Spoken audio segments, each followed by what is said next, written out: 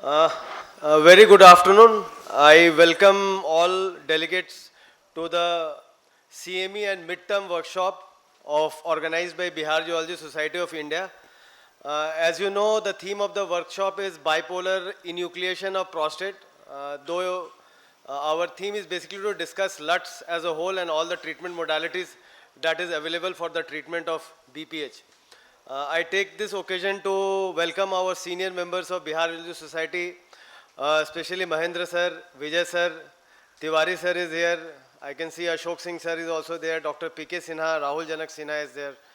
I welcome you all, and to top it all, I will welcome our visiting faculty, that is Dr. Ajay Bhandarkar from Badodara, and he will be our visiting, our operating faculty tomorrow, and I am sure that everybody will be glad to see his technique for bipolar enucleation of prostate, and if the house is willing and if sir is willing, we can also go for some holmium enucleation or HOLEP if the cases are available.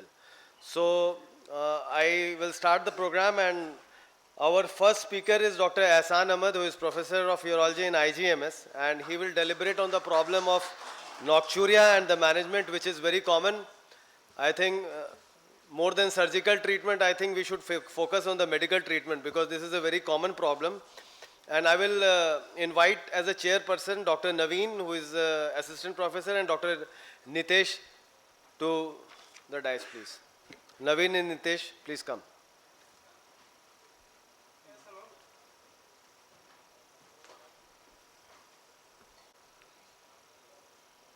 Thanks, Dr. Rohit. Good evening to one and all.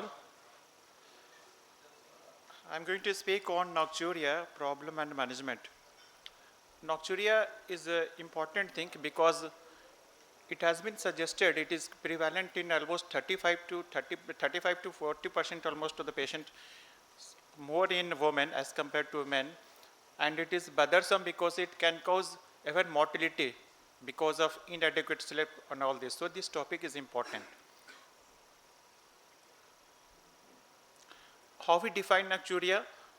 There is a definition of waking one or more times to void during the hours of sleep, and it must be that the patient is in sleep and each void is preceded and followed by sleep. That it is important to note that a definition of nocturia per se does not include how much bothersome or the things that it affects the quality of life. So that is excluded in its definition. Why it has significance? Because we are seeing that prevalence is 25% more in women, 31.3%, and generally 1 in every 5 to 6 people of age group 20 to 40, they awake to void in the night more than 2 times, and it increases with the age. As we are seeing, that's more than 70 years. This is 3 in every 5 people. So it, as I told earlier, it causes difficulty in initiating sleep, and when there is disturbance in sleep cycle, there is decreased quality of life, and even the different depressive symptoms are associated with it. And the things have been said that the disturbance in sleep cycle, it causes metabolic syndrome, which is itself leads to different morbidity things, causing things. And it also, the patient is, because of less sleep, patient is prone to fall, hip fractures and all this. And thus and it may cause mortality even. Two things are important. One is sleep efficiency and sleep latency. Sleep efficiency is actual time the person is asleep, that is divided by total night time of intended sleep. If it is more than 85%, it is normal. And sleep latency, when it is the time that it takes from being completely awake to being completely asleep.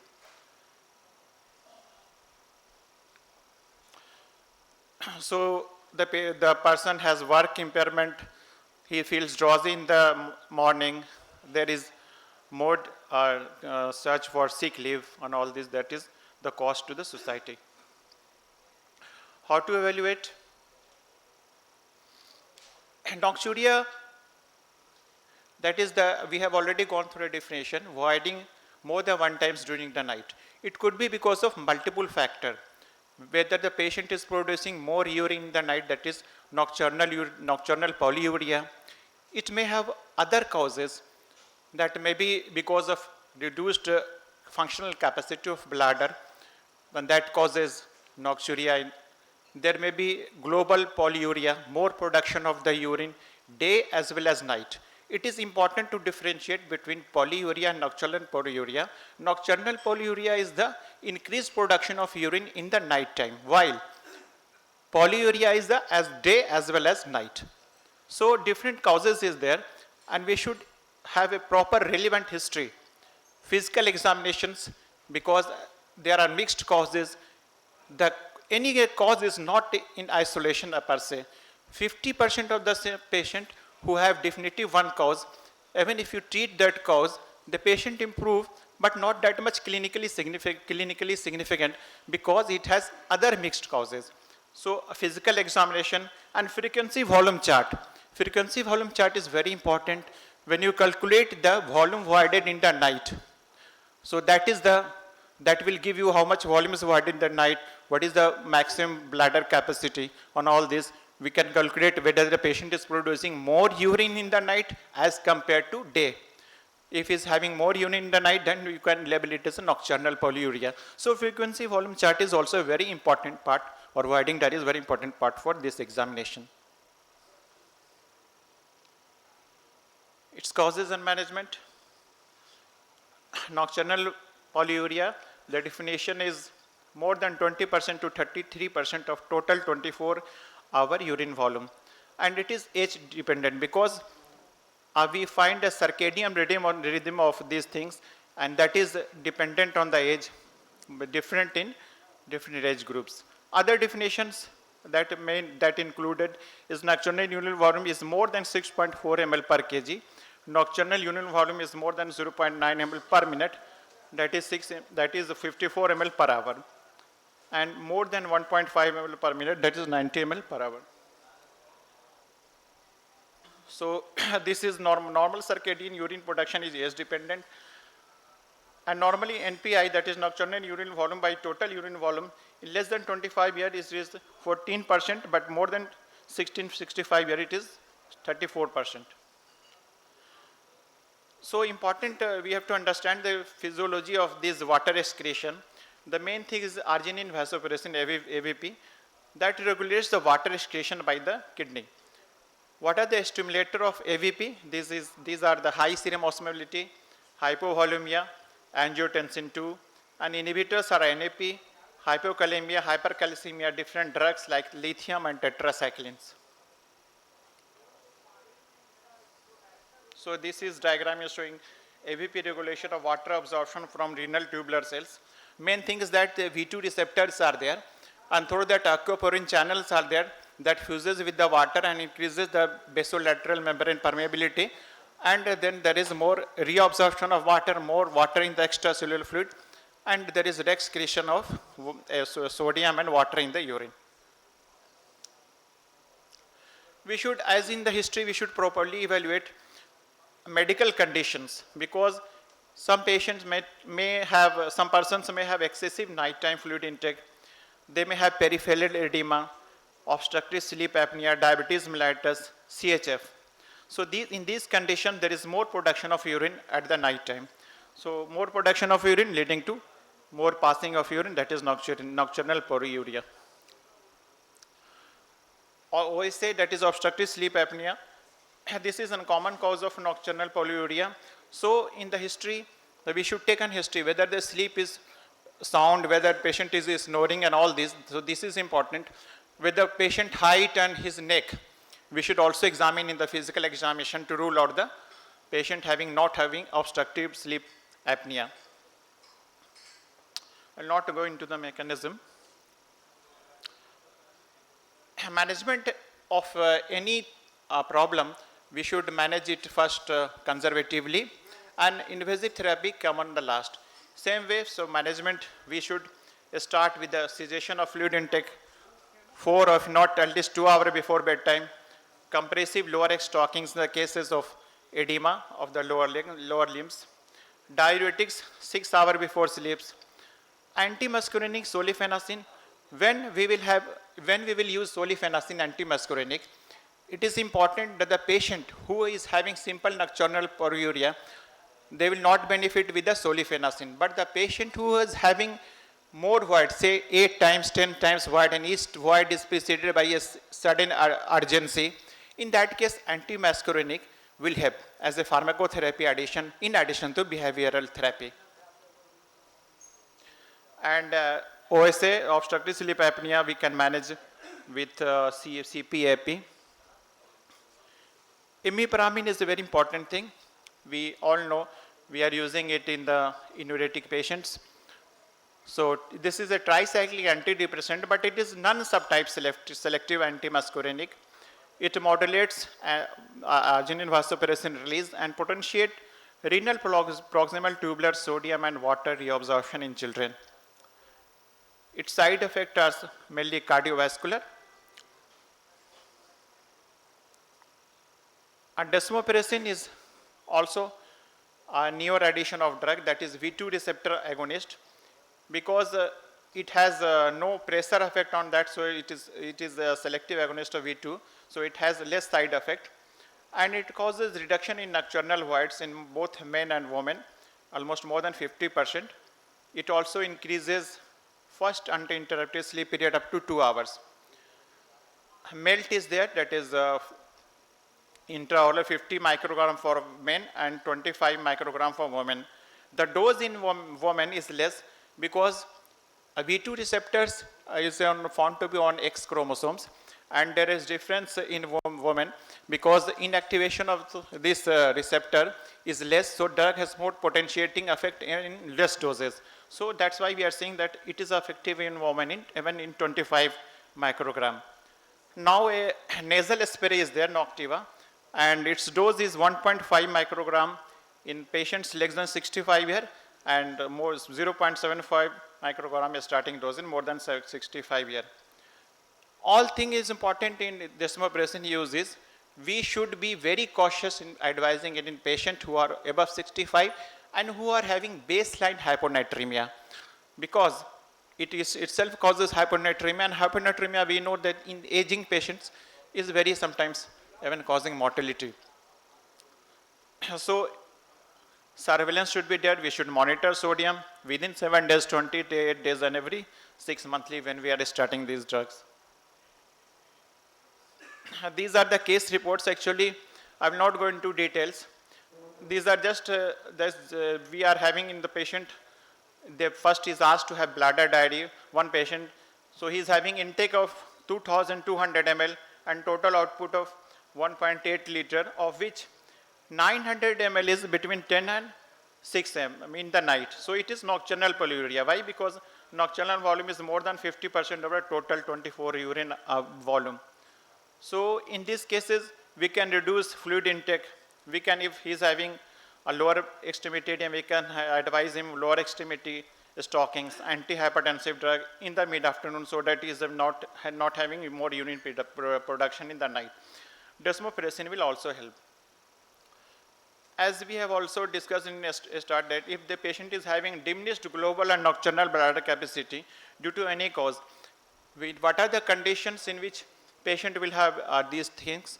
Most important thing in our urological practice is a benign prostatic hyperplasia, and we should consider rule out the infravesical obstruction, and then other causes, bladder stones, neurogenic bladder, and all this that may lead to the diminished bladder capacity. And it is itself evident, if the bladder capacity is less, the patient will not be able to adjust that urine volume that is produced in the night, and he may have nocturia. So we should rule out in these cases this infravesical obstruction, even like bladder calculus, ureteric calculus, all these. Important things is BPH, and we should treat accordingly. The TORP is the best treatment in this condition. However, pharmacotherapy should be advised initially, and it is also effective. Alpha blockers and all this. So these I have discussed, that these ureteric calculi, bladder calculi, anxiety disorder, neurogenic bladder, prostatic obstruction, even GUTV. So all these underlying conditions should be evaluated so that we may not miss the nocturia which is having because of reduced bladder capacity. So we should treat blood outflow obstruction. TURP is better. Antimuscarinic therapy is of benefit when it is characterized, nocturia is characterized by severe urgency. These are the case report. So one case we are having this is MCU is self-defective, low bladder capacity, very small bladder, and this can produce nocturia because the bladder is not having that much capacity. So ATT, when we started ATT and all this, then it will improve. Then mixed nocturnal polyuria and diminished global and nocturnal bladder capacity. Example, we have already seen multimodality approach is important in this. Alpha blocker, antimuscarinic, and xylopulone 5 mg nightly, because if the sleep is disturbed, then it can help in a good sleep. And that made even good sleep therapy is also important. In many patients, it has been found that patient has sleep cycle disorder. In these cases, the benefit is there if we use therapy to provide a good sleep. Polyuria. Polyuria definition is 24-hour voided volume is more than 2.8 liter in a 70 kg adult. This could be a medical condition that primary polydipsia, dipsogenic or psychogenic. Diabetes insipidus, that is of two types, central nephrogenic, diabetes mellitus. Primary polydipsia, in these cases, we can do a water deprivation test, and that can differentiate it is whether because of patient drinking too much water, because in these cases, because ADH secretion is intact, so the patient when he will have water deprivation, his osmolality of urine will be more than 800 ml per S2, and that will be normal.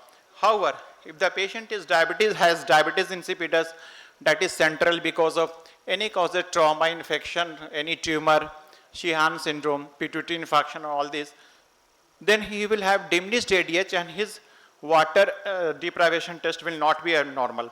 In these cases, ADH substitution will be helpful. Diabetes mellitus, there is importance of history. Patient having glucosuria, if his glucose level will be controlled, then he will have check-in nocturnal polyuria and nocturia. Nephrogenic diabetes insipidus, how we can differentiate? We can have renal concentrating test. If the renal concentrating test is normal, then his nephrons are normal, collecting duct are normal. So what are the causes? Sometimes in chronic renal failure, patient taking lithium, patient taking tetracycline, on all this hypercalcemia, hypokalemia. In these conditions, patient may have less response of this thing, the concentration of water in the renal tubules, and here may have nephrogenic diabetes insipidus. So in this way we can rule out underlying medical conditions and treat accordingly.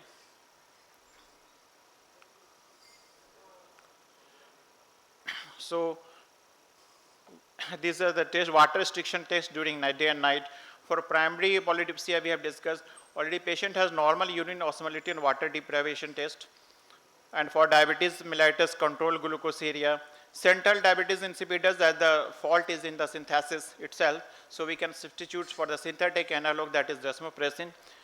And nephrogenic, no specific treatment, you should remove the causative factor like hypercalcemia, hypokalemia, and chronic renal flow, all this. This is a case report. In this, etiology was found to be glycosuria causing global polyuria. So strict blood sugar monitoring in this case and water restriction less than 2 ml. In summary, these are the frequency, these are the chart in which as we have discussed we can manage. Important thing is that it is the diagnosis, the management of nocturia is multifactorial. You should have an adequate physical examination, adequate history, and with adequate pharmacotherapy with the use of desmopressin and ruling out global polyuria or reduced functional bladder capacity, you can not reduce, at least reduce the severity of nocturia that may be not that much bothersome to the patient, and that will help to him. Thank you.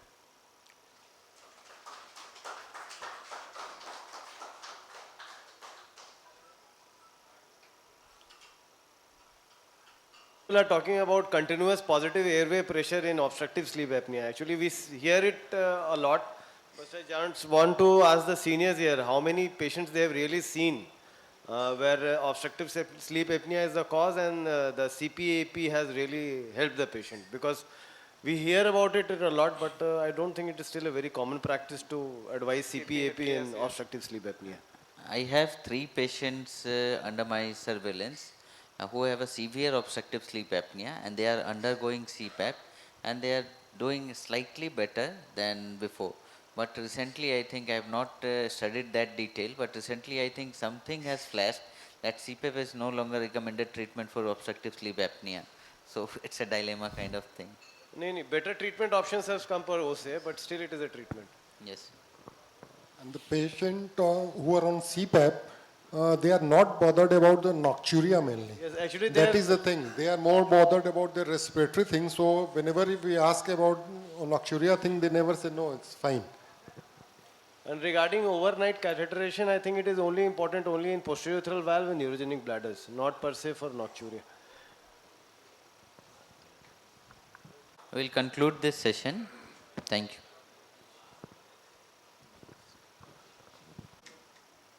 So our next speaker is Dr. Naveen, who is Assistant Professor in Department of Urology, All India Institute of Medical Science, Patna. And he will be reviewing literature on Uroleft and Rhizome. I think both these things have come as a minimally invasive treatment for BPH. So he will be throwing light what is in the literature. And as a chairperson, I will invite Dr. Rahul Janak Sinha, who is a consultant in Mahavir Cancer Sansthan, and Dr. Abhidhav Sinha, who is a consultant urologist. Please come.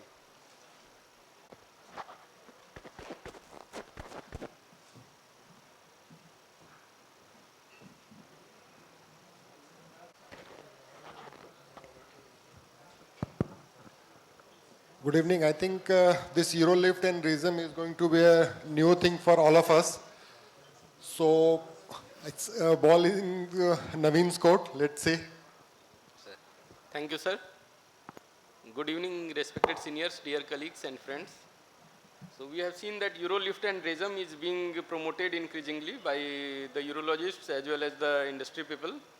However, does it really suits its intended use or not? We will see in this talk.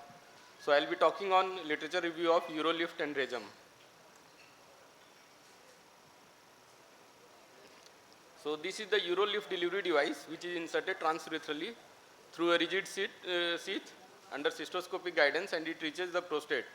Then a needle comes through the tip of the device and it is deployed into the prostate, and on pressing the button the implant is transprostatic which is inserted. The implant is made up of polyester suture and stainless steel is there at the urethral side and nitinol at the capsular side. So 4 implants are usually placed into the prostate so that the prostatic lobes are compressed and the urethra is opened. However, it does not affect the bladder neck. So these are the steps. The delivery device is placed at the level of prostate and the implants are released from the needle and they reach up to the capsule and then they compress the prostatic lobes opening the urethra. But the bladder neck is not affected. So why Eurolift has come into vogue? As we all know that current treatments for BPH have a major drawback, that usually they have sexual side effects which are not wanted by men, especially in the Western world. So Eurolift has come up as a procedure which leads to minimal sexual side effects, as well as it can be done in office setting under local anesthesia. Normal ejaculation requires an intact bladder neck and bladder neck dysfunction leads to retrograde ejaculation. However, Eurolift widens the prostatic urethra without affecting the bladder neck. We can see in this picture that before the prostatic urethra was occluded and after deploying the Eurolift, the urethra has opened up. However, the bladder neck is not affected. So what does the current evidence suggest regarding Eurolift? This is the LIFT study, which was the first multi-center blinded trial of prostatic urethral lift and compared prostatic urethral lift to SAM treatment in 206 patients, 140 in the treatment arm and 66 in the control arm. They excluded patients with a prostate of less than 30 or more than 80 gram or any obstructive median lobe. So as we can see, the AUA symptom index score decreased significantly at 1 month compared to the control arm, and it remained stable or further decreased at 3 months. So the mean change in Qmax, AUA symptom index score, quality of life and BPH impact index was significantly higher compared to the control group. However, there was no difference in the sexual parameters like main sexual health questionnaire, ejaculatory dysfunction or bother, IIEF-5. Even post-wide residue was not significantly different between both the groups. They also published the 5-year results of the same cohort, in which data was available for 104 patients. 18 were lost to follow-up and 9 had died. 9 exited the study, 5 underwent treatment for unrelated cancer and 4 had undergone TURP. 19 patients required surgical retreatment, out of which 18 had baseline IPSS of more than 20. 6 patients underwent additional Urolift implants and 13 underwent TURP or HOLEP, including the 4 patients who exited the study. And when we see the 5-year results, there was modest decrease, means IPSS modestly increased, however, it was almost at the same level at 5 years. Similarly, BPH impact index, quality of life and mean maximum flow rate, it remained stable over 5 years. Adverse events were very mild to moderate and transient. Sexual function events, it slightly improved in few patients according to the ejaculatory dysfunction and ejaculatory dysfunction bother parameter. Follow-up at 3 and 5 years mirrored those results, and there was significant improvement in lower urinary tract symptoms with no difference in ejaculatory dysfunction or ejaculatory dysfunction bother. And there was no de novo erectile or ejaculatory dysfunction in any patient. Then one study came called BPH-6 study, which compared Urolift with TURP, the standard of care, and they published the 2-year result. BPH-6 is a parameter which takes into account 6 parameters like IPSS, sexual health inventory for men, MSHQ ejaculatory dysfunction, incontinence severity index, quality of recovery, and Clavin-Dindo complications classification. So at 1 year, there was significant, even in TURP group, there was significant improvement in IPSS and Qmax compared to prostatic urethral lift. However, in the quality of life score, there was no difference. And 2 years result were similar compared to 1 year. However, patients with prostatic urethral lift reported that they had statistically significant improvement in sleep at 6, 12 and 24 months. Maybe due to, since the bladder neck was not involved, so there might be less nocturia. So we can see that TURP significantly compromised continence function at 3 months as well as after 12 months. But no participant in the Urolift group experienced adverse events related to sexual function. Erectile function was similar between both the groups as well as male sexual health questionnaire, ejaculatory dysfunction bother score. However, male sexual health questionnaire, ejaculatory dysfunction was better in the Urolift group, and TURP patients had decline in the ejaculatory function from first month only. So a meta-analysis was also published for prostatic urethral lift, and it suggested that at 24 months, the mean reduction in IPSS was significant compared to the SAM group, as well as the maximum flow rate had increased significantly. Comparing the sexual parameters, there was no difference in the parameters between baseline and 24 months, and there was no reports of de novo retrograde ejaculation in any of the patients in any of the studies. So to conclude, according to the study, it was a durable and favorable treatment with outcomes lasting up to 24 months, and it can be advocated in patients who demand sexual function. So what do the guidelines say? AUA says that it should be considered as a treatment option for patients with LUTS or BPH in a volume of 30 to 80 gram, and there should be absence of middle lobe. And it may be offered as a treatment option to patients who desire that their sexual function should be preserved. And EAU suggests that it improves IPSS, Qmax and quality of life. However, it is inferior to TURP for these parameters. And there is low incidence of sexual side effects, and it can be offered to patients who are interested in preserving the ejaculatory function. Now coming to RESUM. So what is RESUM? This is the delivery device. It is a RESUM system generator with the delivery device, and there is a 18 gauge needle at the tip with 12 vapor emitting holes. This needle is deployed in the prostate, as we can see at the 9 o'clock position, and the vapors are released from the needle. So this is the machine, this is the generator as well as the delivery device. The saline comes into the generator, then it is pushed with force into the delivery device. There are 2 buttons, one is the saline button, one is and needle button, and second is the vapor button. And the needle is at the tip of the delivery device. So under cystoscopy guidance, this device is inserted into the urethra, and when the tip reaches into the up to the prostate level, the needle is deployed into the prostatic parenchyma, and on compressing the vapor button, the vapor leads to the ablation of the tissue.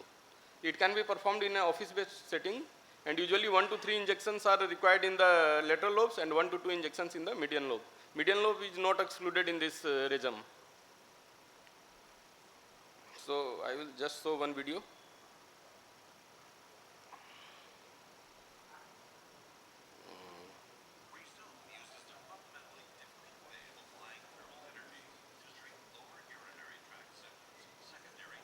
So REGEM utilizes convective radio frequency power to generate thermal energy in the form of water vapor, which is stored, and on deploying the device transurethral up to the prostate, the needle is deployed into the prostate, the water vapor is released, which goes into the interstitial tissue, and it ablates the interstitial tissue, and cell membrane is also destroyed, leading to necrosis.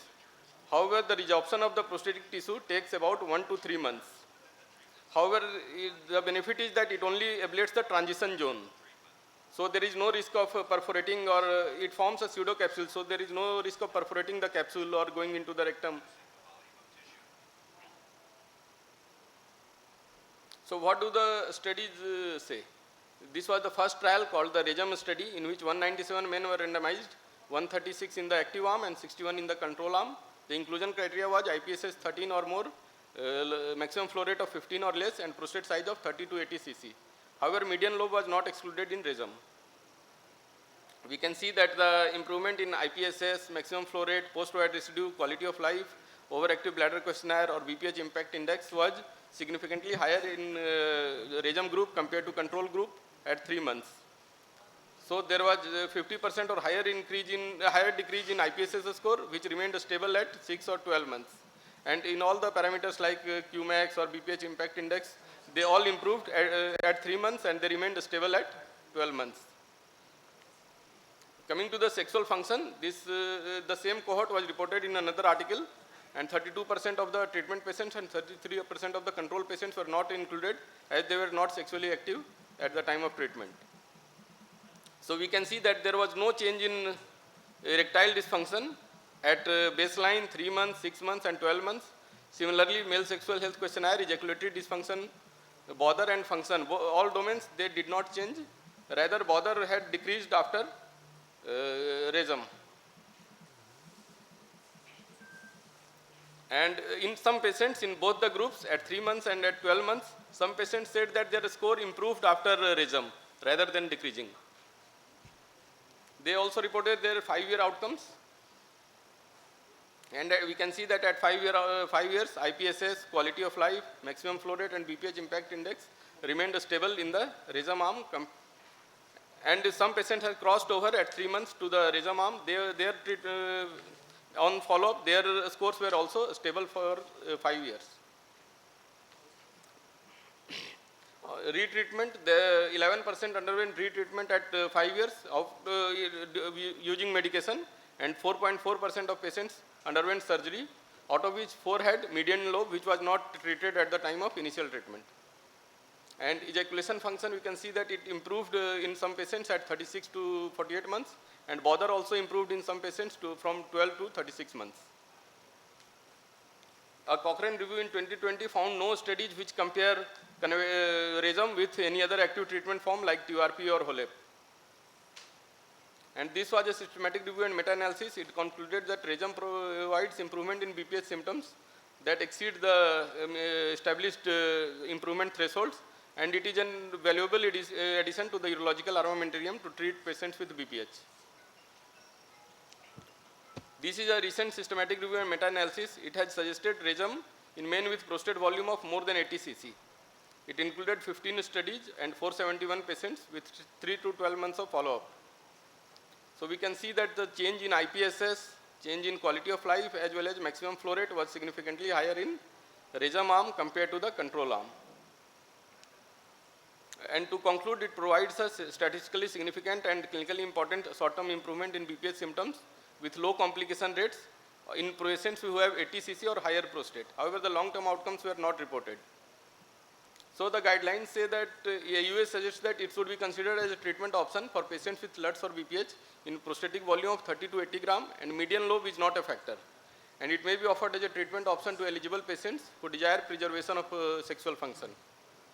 EAU has not reported on RESM till now. Thank you.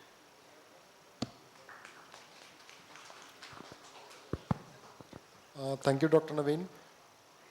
For discussion purpose, can we have some questions with you? Sure, sir. First, about Eurolift. If the patient needs some surgery after Eurolift failure, suppose, so is there going to be any problem in TURP or something like that? No, sir. TURP can be done usually, means as it is done usually after Eurolift. There is no problem. Means the suture can easily cut through the loop electrode. Second thing, before Eurolift, it is said that you have to rule out the malignancy. Yes, sir, definitely. So, will you rely on PSA on clinical examination only, or you will go for MP-MRI and biopsy before going for Eurolift? Not in all cases, sir. As we do for TURP, means even for TURP, we say that malignancy should be excluded first. So we do DRE and PSA. If there is any bother, then we do MP-MRI and biopsy before Eurolift. And Eurolift is basically based, they are saying that no ejaculatory dysfunction and no erectile dysfunction. As far as we have seen, even after TURP, apart from ejaculatory dysfunction, there is nothing called impotence or anything. And if you talk about the ejaculatory dysfunction, even our alpha blockers, they cause, in fact, two groups, they cause ejaculatory dysfunction. So our patients, they are not bothered about the ejaculatory function mainly. They are more concerned about their tissue diagnosis. Yes, sir, definitely. So that's why I said that this is more popular in the Western world. Yeah, in Indian scenario, it is being promoted as a procedure where TURP is not possible because of cardiac risk or whatever. In those cases, they say you can go for Eurolift. Yes, sir. Because its results are also inferior to TURP. They are part of the MIST group, minimally invasive surgery for prostate.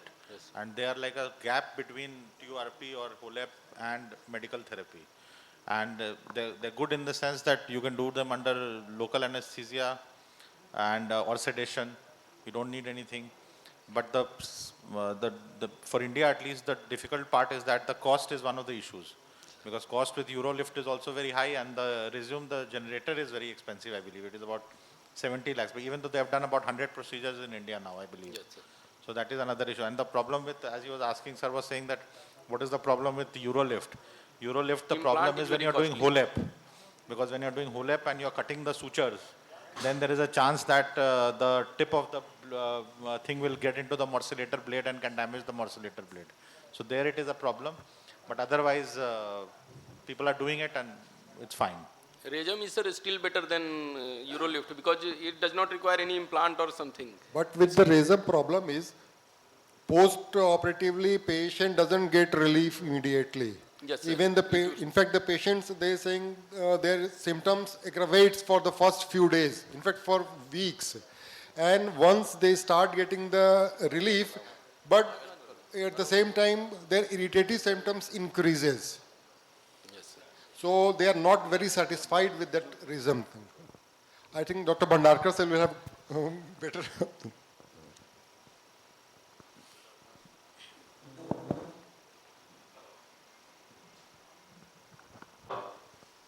Actually, I have been trying to do one of the procedure at least in last 1.5 years, ever since it's been promoted.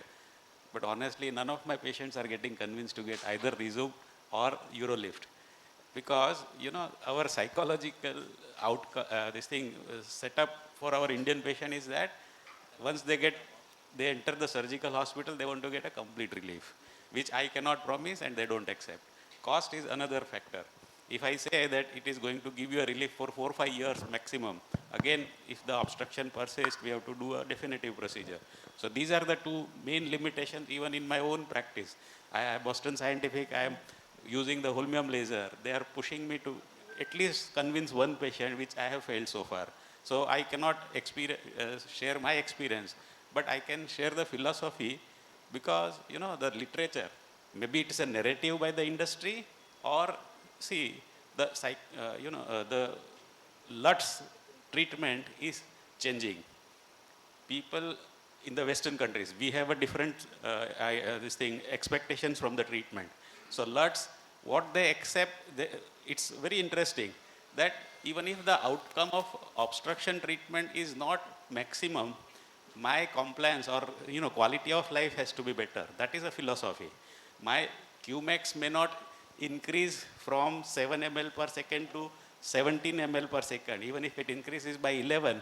But if my ejaculatory function is preserved, I am happy in my life.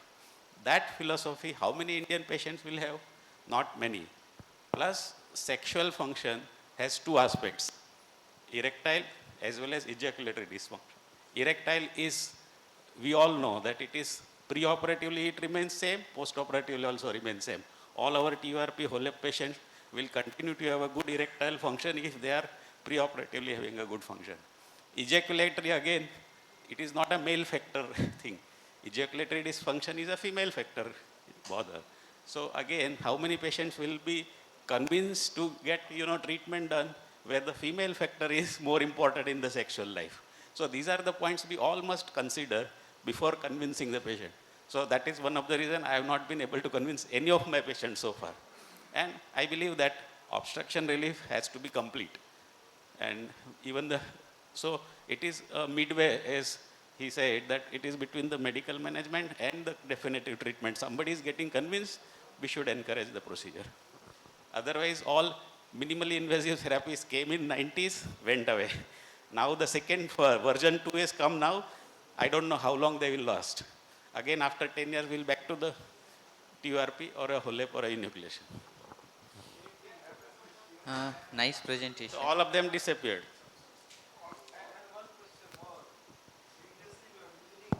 This Eurolift, if we were using earlier for palliative reason, I am not talking about the curative, then why not Eurolift if you can use the prosthetic stent? Our perspective, Indian population is limited to a certain group only who are not fit for the conventional treatment. In those cases, we can go for Eurolift. Size is also a very big limitation. Especially Because between median. 60 to 80 grams. So that's all. You can't do it in a very huge gland. Recently, I have seen a comment in a Twitter from a patient. He was telling that I went to 9 urologists and everyone wants to cut me, burn me, put a hole or do something like that. And nobody is offering a minimally invasive treatment. And he quoted around Eurolift, Resume and Tuna and these things. And he's saying that everyone is not giving a guarantee that if I go in, if I feel like I will do it. So this is how the Western world mentality is there. And one question from you, that in patients like diabetes or patients with prostatitis, is Resume causing necrosis? Is it not giving any difficulty or problems, the necrotic tissue which is there inside? In this, necrotic tissue does not slough off, it just shrinks. So it will not lead to any cystitis or prostatitis or increase in the symptoms. However, one thing I would say that Eurolift guys are not even willing to give implants in free. If they are providing demo, they say that patient has to buy the implant. However, Resume guys are willing to provide demo for free. So that means implant is so costly that Eurolift becomes a very expensive procedure. 90,000, sir. Means not one implant, whole means 4 implants. And For one patient, it is 90,000. And what's about the Resume? Reason they are willing to give a demo No, if you no. want. If you have to charge, then how much you will charge? Hello. I was attending AUA in New Orleans 2 years back, and the Eurolift was becoming popular and yet to come to India, and they wanted to launch in India. So the price they quoted is the gun and everything is different. Every clip is $800 and the price is going to remain same. So if you put 2 clips, it is going to be $1,600. That comes to around, 1.25 or 1.5 lakhs for the clips alone. And the basic this thing. So that is why if your patient needs 4 clips, that means it is $2,400. So it doesn't become viable option in our setup. That's why Eurolift is not going to be, long-lasting procedure which you can generalize for everyone. Resume again, the machine cost is different, and the gun can fire 16 places, and once it is activated, you can, it's like a, the fiber which was used for the KTP laser, that it will have a limited life. So the gun also has a limited life. Once you activate, you cannot finish. Suppose if you have only one patient in the OR, you give 2 or 4 injections, but one gun can give 16 injections. If you are using only 4 injections, that gun becomes useless for the next patient or the next day. So they have a setup which they can manipulate and use it again. So that is our Indian jugaad for finishing all 16 injections from one gun. And that one gun is costing 1.5 lakhs. Thank you. Thank you, sir.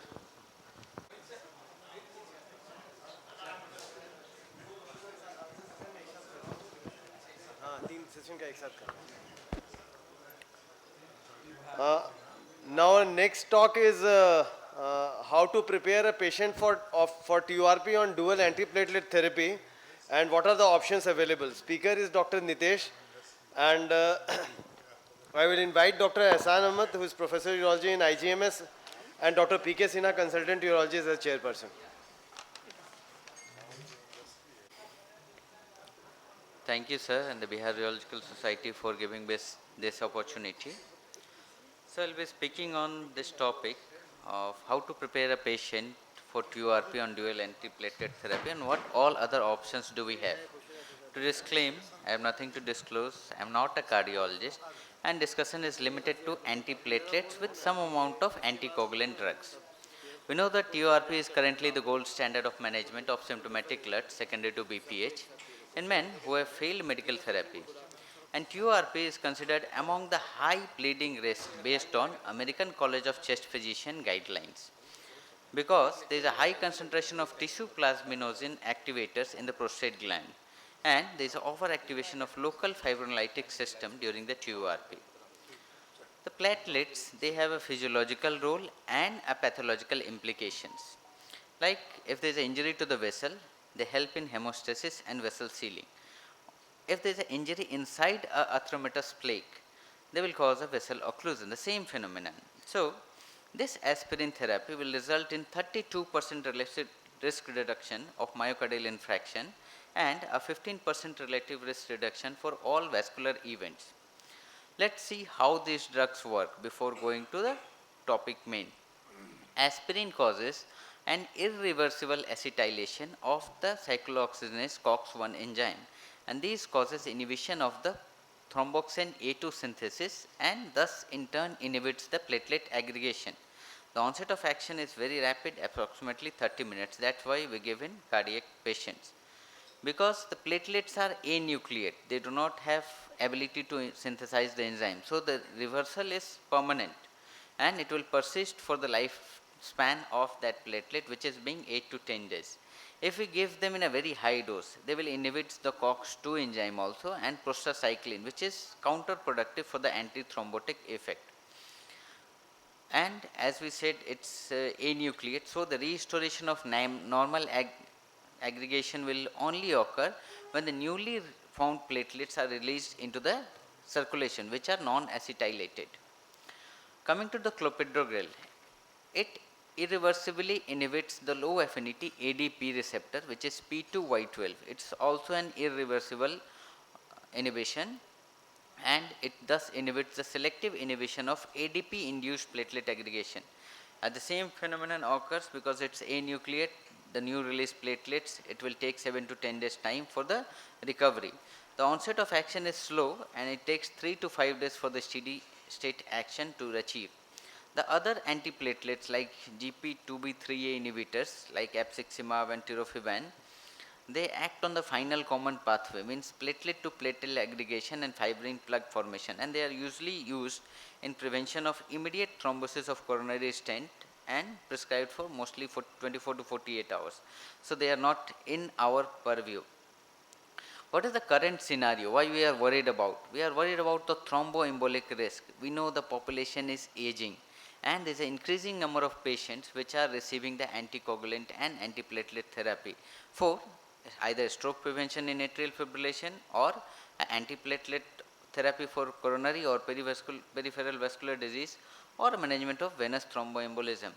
And all these aging patients, elderly patients will have some amount of comorbidities which ultimately increases the risk to the patient. The population-based national survey interview in US, it was found that nearly 60% increase in regular antiplatelet use in the general population, and more than one-third of the population aged 50 and above was reported to have a long-term antiplatelet user. This, if you see all the guidelines, all the papers, they will say the same line. The perioperative management of dual antiplatelet for any indication is not clear. There are different guidelines, all quote different things, but there is something in common which we should take as a take-home message. So, it was also found that the patient with coronary stents may need a non-cardiac surgery, and it was found that the incidence is around 5% within first year and up to 25% within 5 years. So, what should we do? Should we continue? Should we suspend the drug? Or should we vary the dual antiplatelets in the postoperative period? We and the cardiologist are sitting on the same side of the wall, which can be considered the patient, and we are thinking in different terms. They are thinking he might have an acute thromboembolic event, and we are thinking about the postoperative bleeding. So, we have to find the balance between these two for our patients. Results are variable, but all studies will show that increased risk of hemorrhagic complication of the patient with dual antiplatelet, and the balance is important. Coming to the few studies, study published in World Journal of Urology 2010, and they found that patients on oral anticoagulation or antiplatelet will have a longer duration of hospitalization, higher rate of bladder clots, higher rate of late hematuria, higher incidence of red blood transfusion, and higher thromboembolic events. Similar things were quoted in different papers. Another paper in World Journal of Endourology 2015, and it was found that with bridging, the complications increased much more when the antiplatelets were stopped and bridged with either Claxin or low molecular weight heparin. This almost reduced the thromboembolic event, reduced the patient risk, but increased the bleeding complication. Another thing, in a wound journal, they also found that significantly higher bleeding complication with a higher odds ratio, higher need of blood transfusion, higher catheterization time, longer hospital stay, and higher risk of thromboembolic events. So, as per se, these patients on antithrombotic drug are more prone to complications, and they spend a lot more time in a hospital. One study just quoted in International Urology and Nephrology Journal, they did a surgery with continuation of clopidogrel, and retrospectively they studied, and they found that there was no difference in terms of amount of blood loss, the duration of operation, hematocrit loss, RBC transfusion need, and clearance of hematuria postoperatively, and secondary hemorrhage and retention after discharge. Though the findings or the factors, the data was much higher in clopidogrel group, but ultimately they found that the difference was not significant. What are the rules which we follow generally? Stop the drugs 5 days before the surgery and restart when the bleeding risk is low, and use bipolar or laser as an alternative. But is that simple? Is that all we need to know? We also need to know about the few of the anticoagulants, just a snippets like vitamin K antagonist, warfarin. It was the first drug which was used for anticoagulation. But to use it, it's a challenging job because of multiple interactions with food and medicine. Then came antithrombin activator, unfractionated and low molecular weight heparin. They had a better safety profile, but still, after the advent of direct anticoagulants in 2010, they have a shorter therapeutic half-life and few major bleeding complications. They are direct factor 10A inhibitors such as apixaban, enoxaparin, and the direct thrombin inhibitors like dabigatran. But the problem, the advantage with warfarin was it was reversible, but there is a lack of reversal agents for factor 10A inhibitors. The only reversible agent is dabigatran, and it has a reversibility with intrasizumab. When we see all these drugs, we find that the duration of action is around 24 to 48 hours. So, it will take around 1 day for these drugs to have stopped the effect. Among the current antiplatelets, we can see the clopidogrel and aspirin. It's around 7 to 10 days, but newer generation is around 2 to 4 hours, which told that it's used in just for file access. So, what do guidelines say? What do we need to know? When the patients are on single antiplatelet, the EU guideline says that stop antiplatelets in all but a very high risk patient for thromboembolism, and no alternative antithrombotics are required, and restart when bleeding is no longer a risk, usually a fourth post-operative day. What does AUA or IUCD tells? If it is used for secondary stroke prevention, continue aspirin. For cardiac indication, continue the aspirin. Bridging is needed in selected cases if the neurology teams tell so, and discontinue if needed 7 to 10 days prior and resume when the bleeding risk is low. The ACCP guidelines, they say if there is a low risk, stop for 7 to 10 days. For moderate to high risk, continue aspirin. ESC and ESA anesthesiologist guidelines say that it should be an individualized approach, and we have to find the balance between the thromboembolic event and the bleeding risk. The patients on dual antiplatelet, what does EU guidelines says? They say delay the surgery if it is possible, and if needed, then if it falls within these time frames, then continue the antiplatelet through the surgery. If a bare metal stent is placed, it should be continued at least for 6 weeks. If a drug eluting stent is placed, the antiplatelet should be continued at least for 6 months. And for TIA or stroke prevention, it should be continued for at least 4 weeks.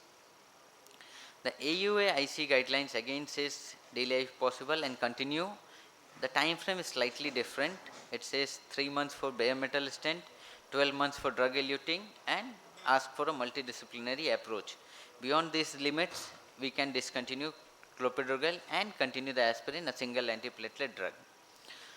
ACCP guideline says different time frame, 6 weeks for a bare metal stent and 6 months for a drug eluting stent, and says continue if it falls within that time period. The detailed description is given in ESC, ESA guidelines. They again say delay surgery, multidisciplinary approach, and when it cannot be delayed, at least a month in a bare metal stent and at least 3 months in drug eluting stent. The dual antiplatelet should be continued. And when surgery cannot be delayed, it should be done in hospitals where 24/7 catheterization laboratories, cath labs are available. And clopidogrel or these inhibitors should be stopped 5 days or 7 days prior to the surgery. When the high risk of thrombosis, bridging therapy should be considered. And low molecular weight heparin bridging should be avoided because they cause much more problems. So after all these things, what all options do we have? Either we delay, don't operate, we withhold the antiplatelets or anticoagulants perioperatively, either we continue with one aspirin during the surgery, either we continue both or stop both and bridge with aspirin. So how to prepare our patients? The counseling and consent is important. The cardiology consultation and backup in the perioperative period is needed. Availability of cath lab is needed.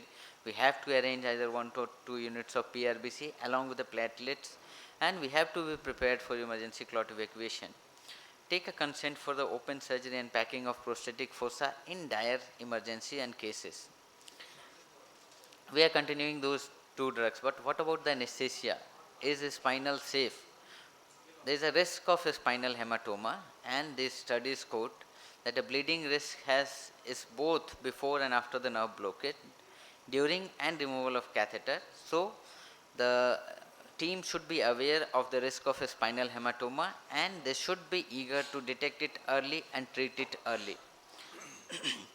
So the question arises, should these cases be done in GA? We do not have an answer. So which period is more important in these cases? We operate, we see the vessels, we coagulate, we achieve a hemostasis, but is that all that is important? There is a repeated distension and decompression of the prostatic fossa after the removal of catheter. The stream of urine may be sometimes traumatic in this prostatic fossa. The straining and cuffing sometimes may distend the fossa and may open up some of the bleeders. What we can do in intra-op is do not leave any bleeders. We can rely more on the continuous bladder irrigation than traction, so to identify the bleeders early, and we should ask the patients to avoid the constipation. So in this dilemma risk, we have to find other options other than TURP. The bipolar TURP, it says that because of the corona effect, the plasma effect, it simultaneously cuts and coagulates and has a better hemostatic effect. What do the papers say? When a bipolar was compared with monopolar, all the patients were devoid, the oral anticoagulants were stopped and bridging was done. They found that it was almost the same, the mean perioperative change in hemoglobin, the need of blood transfusion and clot evacuation, everything was same. Again another study in which a bipolar with and without anticoagulants were compared, and they found that aspirin there was no difference, but with clopidogrel there was a slightly more bleeding, but it was non-significant. What about bipolar enucleation? The papers say that HOLEP and bipolar enucleation can be safely performed in patients deserving continuous antiplatelet or anticoagulant therapy with only slight increase in hospitalization and the catheterization time. Again with the HOLEP, previous paper quoted, it has an excellent hemostatic property because of a water absorption coefficient of that laser, and this is utilized in these patients. So a study with or without oral anticoagulant, a meta-analysis of HOLEP, they found that in non-antithrombotic group, they had lower rate of blood transfusion, lower rate of bladder tamponade, and lower rate of acute urinary retention. It's a HOLEP in anticoagulant versus non-anticoagulant. But again the same thing, that only two things were increased, that slightly prolonged bleeding requiring catheterization time and the hospital stay. But when it was compared with a TURP, we see that the lower hemoglobin drop was there. In aspirin group, the difference was there significant, and it was much more pronounced when dual antiplatelets were there. So when we compare this procedure with a TURP, we have a very nice advantage. But again, the patients with antiplatelets, they will bleed slightly more, require slightly more irrigation and more hospitalization. But when we see the severe adverse events were slightly very less frequent in HOLEP than TURP. What about the thulium? Thulium has a much better hemostatic property than the holmium, and the practice management guidelines says that it is an alternative to HOLEP and it can be done safely in the patients which are complex, which requires a chronic anticoagulant therapy. So thulium usually is a vaporesection kind of a thing. Nowadays enucleations are also done in very good experts hand, but the papers say that continuing these oral anticoagulants and antiplatelets in thulium is a safe. But LMWH bridging should be abandoned and the patient should be continued on these anticoagulants. What about the continuous thulium laser, the 120 watt? Again, there was no difference in bleeding times and hospital stay. The green light vaporization, either side firing or in firing, again there was no difference in the patients with or without anticoagulants, and 120 watt high power was safe. Again with 180 watt, there was no statistical significant difference in overall incidence of perioperative adverse events. You can see the quote is slightly more in patients with anticoagulant, but the data was insignificant. But it was found that in a high grade Clavin-Dindo events in patients who continued the anticoagulant therapy during PVP. About the non-ablative technique, we had a discussion about PUL and resume. Other things are ITIND, embolization stents and prosthetic injections. Urolift can be performed safely in patients who are under antiplatelets. This study around 32 anticoagulants and nobody had any problems. Resume also, as already stated, can be performed safely, and the complications are low in these groups. These are high risk groups and these can be done very nicely. ITIND placement of studs Also, there's no data available on anticoagulant patients. PAE is a very good modality, but lacks the availability and expertise. But still, it can be done in patients with anticoagulant therapy. Prosthetic stents can be placed. There is no major risk of bleeding. And TUMT, another device which produces heat and slightly causes necrosis. The data is not available, but early report says that it is safe. With tuna also it says that safe. With prosthetic injections, other things, it also does not increase the bleeding. So these missed techniques are also an option to minimize bleeding in these patients, but again the effect which we want, the maximal therapeutic effect which we want, is not available in this. Thank you.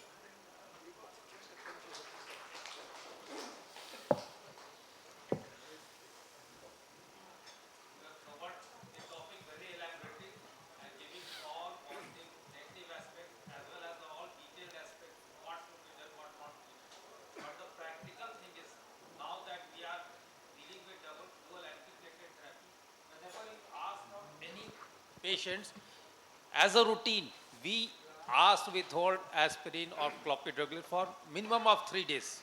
And then whether, I just want to know whether we ask for INR or any other investigation for as a coagulation profile. If not, as a routine practice, you are asking for INR after stopping the aspirin, or you routinely perform the surgery. The thing about INR is we only achieve a high INR in patients who are on either valve replacements or atrial fibrillation cases, in which patients which we are using anticoagulants. In those patients, if we are bridging with heparin, we have to decrease the INR because we have to stop the medication. Regarding the antiplatelet drugs, the patient on antiplatelet will not have a raised INR. They will have INR in between 1.3 to 1.5 or something, in which INR we can operate. So in our routine practice, we go for INR in all the patients. We do not ask the patient to stop the drug and then come on the 5th day, then we do the PTNR. We do it on the day which we are evaluating the patient. When you find that INR is absolutely fine, the problem is we are only thinking of our side, whether the patient will have bleeding or not. We are not able to think whether it should be stopped, does it need to be stopped, or we can continue it. We are not even searching for the alternative options that we should continue these drugs and think beyond the TURP. We should think HOLEP or THULEP in terms of those, so that the thromboembolic risks also decrease. In India, we hardly practice any pressure stocking. We hardly use any stockings or even graduated compression devices. We are not worried about the thromboembolic risk. We do the surgery for around 1.5 hours. Shifting and everything takes time. Patient in spinal anesthesia, to move his legs another 6 hours. So we are not worried about that. Luckily we are surviving, but it's not the scenario always. Thank you. Suppose if you have done TRP and the patient is urine and hemostasis is good, how long after surgery in perioperative you can start anticoagulant therapy if it is very necessary? Because in PCNL, with the newer addition of anticoagulant drugs, they are giving it a second or third post-op day. With aspirin in monopolar TRP also, I think it can be continued, because with mistake or unknowingly I have operated around 5-6 patients, and during late post-op in discharge advice I have seen that he was, or in post-op period patients come with the drugs, whether it should be continued or not. They were continuing aspirin. With clopidogrel it's a issue. And about the timing, it says that when the urine is clear, if the hematuria risk is less, we can start. Means the patient should not have total hematuria. Initial and terminal hematuria is acceptable for them. One thing from the house, this is not from your topic. What are the precautions that we should take before operating a patient on hemophilia? Definitely factor 9, factor 8 we should have at hand. But what are the other things that we should be looking after before operating on patient of hemophilia?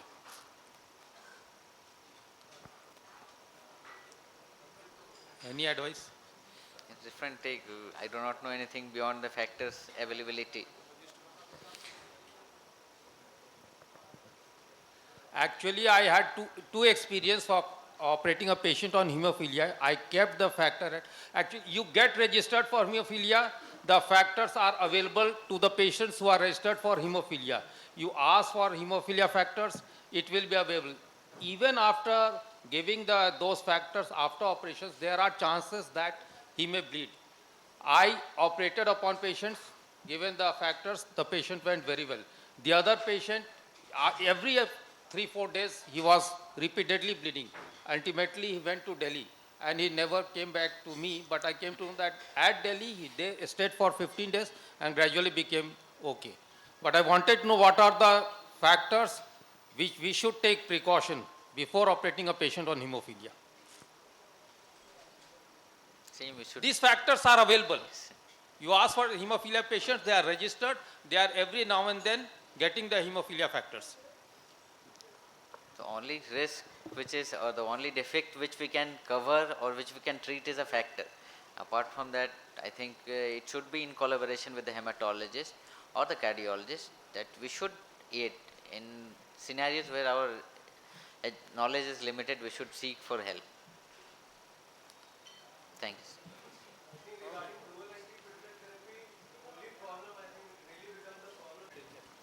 That is where the real problem starts. Have you ever faced such a problem or how you have dealt with it? Because in most of the cases you can put a catheter, you can wait.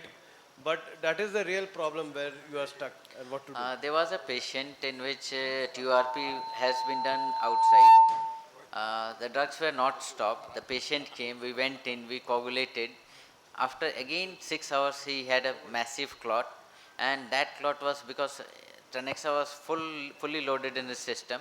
I had to open up and pack the prostatic fossa in that patient. Only after that, we left it for 72 hours, and then the bleeding was managed.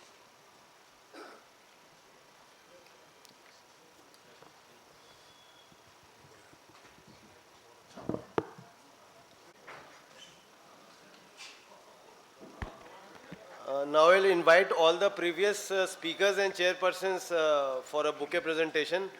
To start with, Dr. Ehsan Ahmed. Dr. Ehsan Ahmed. Tiwari sir आप दे दीजिएगा.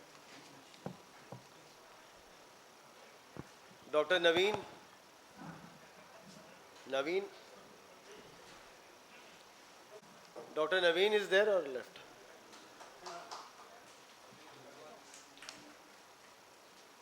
Dr. Nitesh.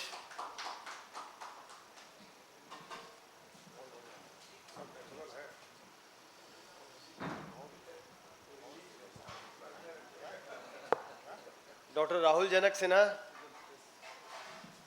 Dr. Amitabh Sinha sir.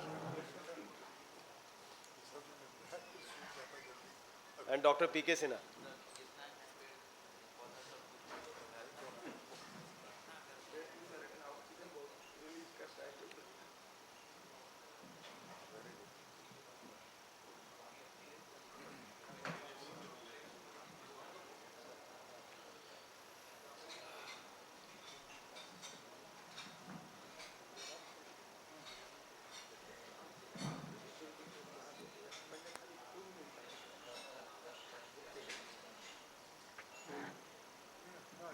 Actually, we are not doing the question and answer session because we have another question and answer session. So we will be combining it all together. The next speaker will be Dr. Vijay Kumar sir, who is our retired professor and HOD urology from IJMS. And he will be talking about the history of prostate surgery because he is one person who has seen all and he is hearing all the gossip around the latest modalities. And as chairperson, I will invite Dr. Vikas and Dr. Sanjay Gupta.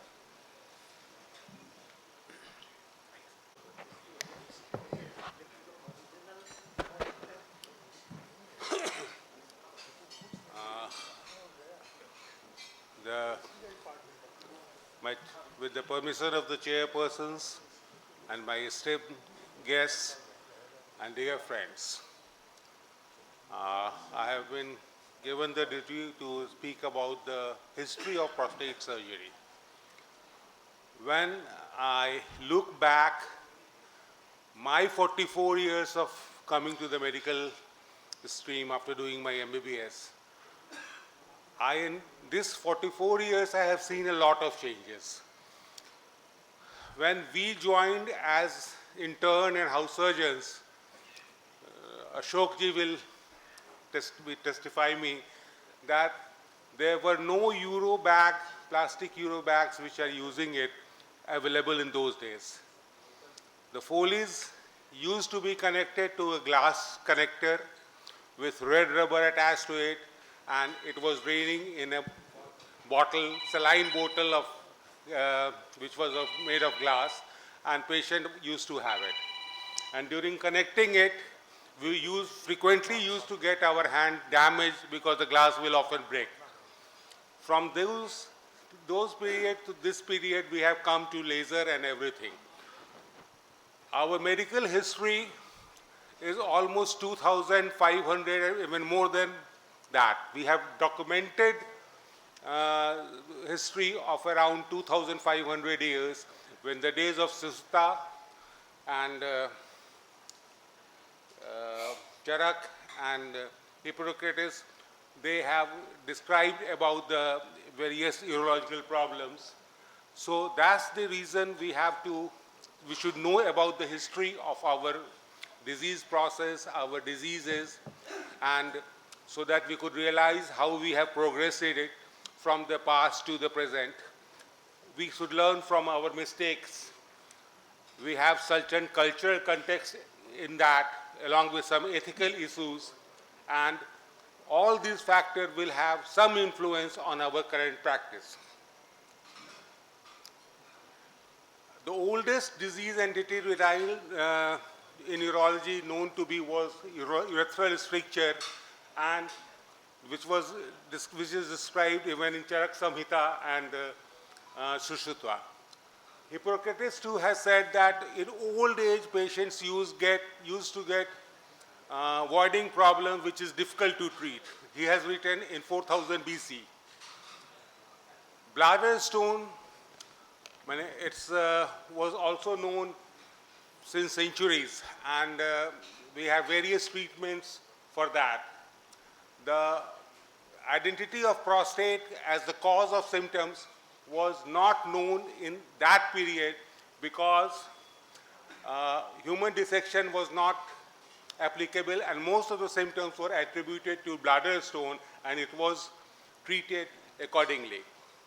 The first description of this disease process is described by Andrews Veracillus, who demonstrated some prostate-like things in human dissection. The function of prostate was not very clear, not well understood. Till 16th century, French surgeon Paré says that it receives seed which is made in the testicles and contains it until it becomes troublesome. The prostate, he says, also contains some oily viscid humor that protects the urethra from acrimony and sharpness of urine.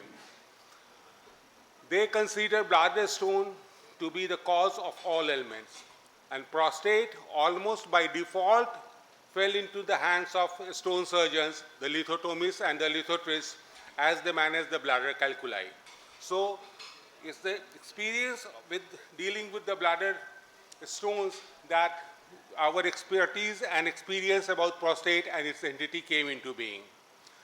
Bladder stone in those period, about in 15th and 16th century, was removed through perineal incision by the lithotomist without anesthesia. A hole was made at the apex of the prostate, some indigenous instruments were passed, and a stone used to be extracted. The procedure was blind, messy, and very painful, and they had a very high mortality. Suprapubic approach to remove the bladder stone was feared of because it was the concept that if urine leaks into the abdominal cavity, it will cause sepsis and death was inevitable. Though first suprapubic cystulotomy was performed by Franco in 1554, but it was never become popular, and people continued with the perennial route. When symptoms persisted, even after bladder stone removal or during removal of the bladder stone, some pieces of tissue, fleshy mass were extracted by some of the lithotomists, and on examination it was found to be some fleshy mass which was later identified as prostate. And thus the concept of prostatic enlargement gradually came into being. And people realized that if the piece of that tissue is removed, the patient do better post-operatively. And gradually then the concept of prostatic enlargement came into being. But till 18th century, catheterization has been the mainstay of management of prostatic enlargement and obstruction to urine caused by prostatic enlargement. For catheters were not available, only some hollow leaves were used, or bamboo shoots, green bamboo shoots were used to catheterize through urethra, to pass through urethra to relieve the obstruction, or later on some metal material were used for as catheter. The catheters, which is the most important armamentarium of a urologist, was invented around in the 19th century, but the natural rubber was not very hard not compatible at the body temperature. It only be used clinically when it was galvanized by Goodyear in 1844. And at the same time, gum elastic catheters were used, and our Foley's catheter was introduced by Dr. F.B. Foley in 1935, where he demonstrated it at the American Medical Association in Atlanta City. Gradually, the perennial route of lithotomy, lithopexy, which was being popular previously, was shifted to transurethral litholapexy, when some instrument were passed through urethra and the stone was grasped and crushed and then removed. These were the armamentarium which the lithotomists used. They passed that instrument, Bougie-Lines instrument, the bladder, and they could feel the gritty sound of the stone. That's why that procedure is still called by the older surgeons as sounding, because the sound of the bladder stone touching the bougie made them the diagnosis, because X-rays were not available. And after when it was crushed, it could be removed by this Ehrlich type episode, which was discovered by Bigelow. These were the armamentarium of the lithotomists who used it, and it has been done on many of the emperors during that period. Napoleon III and others has to undergo lithotomy, litholapexy for the stone problem. At the same time, these lithotomists were not considered to be, they were considered inferior to the physicians. While the physicians followed the university-guided education program, this surgery business and lithotomist was taken as a craft, and they were guided by a guild and there were no organized teaching program for them. And there was always competition between the physician and the surgeons.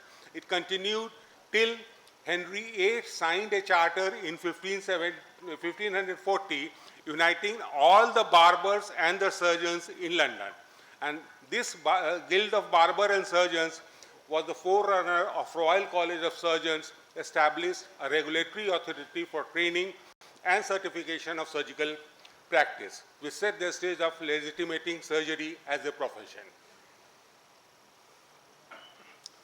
When gradually the concept of prostatic enlargement came into being, that with age the prostate enlarges and causes obstruction to it, various instruments were devised And most of the initial instruments were either piercing instruments or some sort of punch which could remove a piece of prostate, and the patient had some improvement in their flow. But the incomplete removal of these prostatic adenomas was never very successful for the relief of the patients. And another similar instrument was Thomson punch, prostatic punch, which was used by Thomson, where blindly a piece of tissue was cut without any hemostasis. It was a blind, messy operation, but gave some temporary relief by taking out a piece of the prostatic tissue. Gradually, this concept was gaining popularity, that until the whole of the adenoma was removed, the patient is not going to be benefited. So later on, there was a concept to remove the part or the whole of the adenoma, and for that, but since the surgeons were more aware, more comfortable with the perineal route, the perineal prostatectomy and perineal route was used for removal of the adenoma, and for this, the prostatic retractor was invented by Young and Proust, and especially design table were constructed where the patient could be placed in extended lithotomy position, prostate could be fixed, and the prostatic adenoma was removed through the perineal route.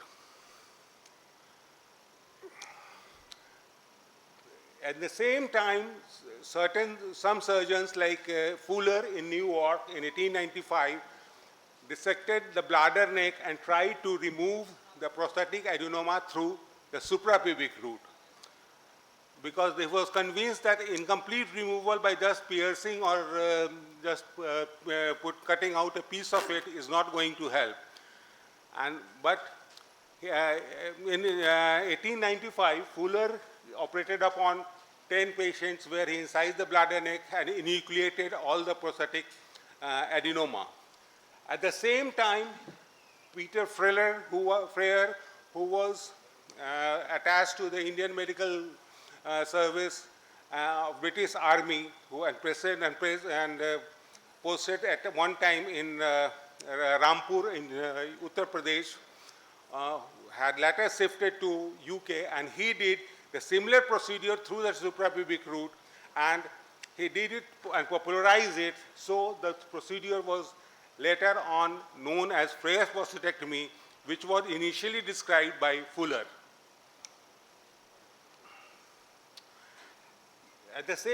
By the time these procedures were being established, some surgeons were using transurethral procedures, and some improvements, some instruments were being devised, and at the same time, galvanic current were being used, and Mercier in 1839 did blind excision of bladder neck by Mercier prostatectomy, but it was very bloody and patient had incontinence. Botany used wire cautery to incise bladder neck. Fredenberg modified the Botany's galvanocautery with irrigating cystoscope, and thus for the first time visual destruction of prostate was done in 1897. Young in 1913 developed a cold punch which cut prostate under vision, performed 100 cases without any mortality.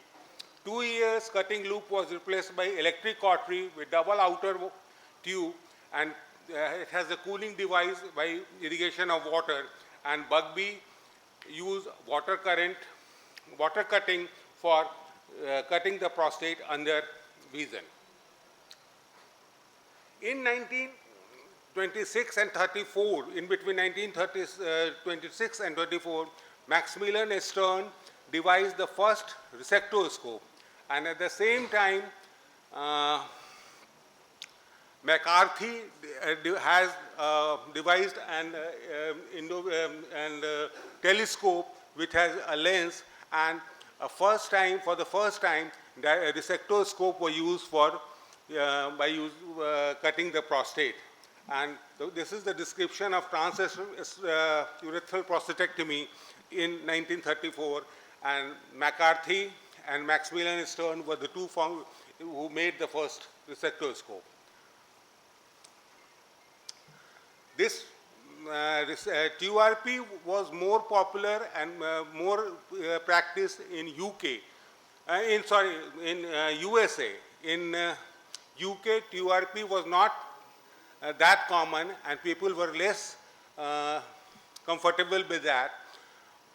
Some surgeons who had training in USA, they later started doing TURP in UK. But during the Second World War, this procedure has to be stopped because dithermy machine which they were using for TURP were confiscated to be used as some sort of, it was used in some way of radar for detecting the